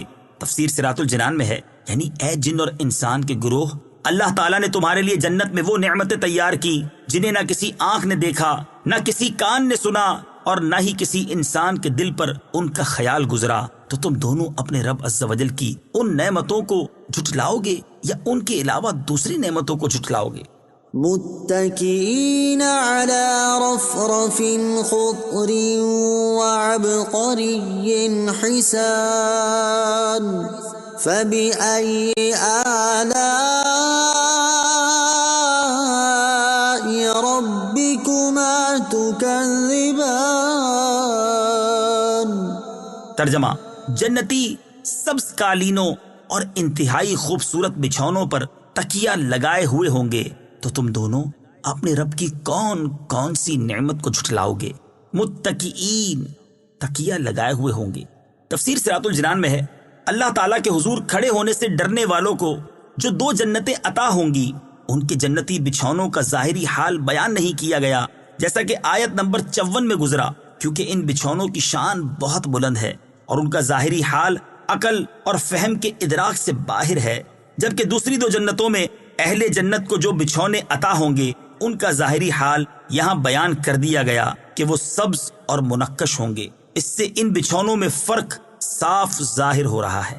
فَبِأَيِّ آلَاءِ رَبِّكُمَا تُكَذِّبَانِ، تو تم دونوں اپنے رب کی کون کون سی نعمت کو جھٹلاؤ گے؟ تفسیر صراط الجنان میں ہے، یعنی اے جن اور انسان کے گروہ، تمہارے رب عز و جل کے علاوہ تم پر کوئی احسان فرمانے والا نہیں، تو تم دونوں اپنے رب عز و جل کی کون کون سی نعمت کو جھٹلاؤ گے؟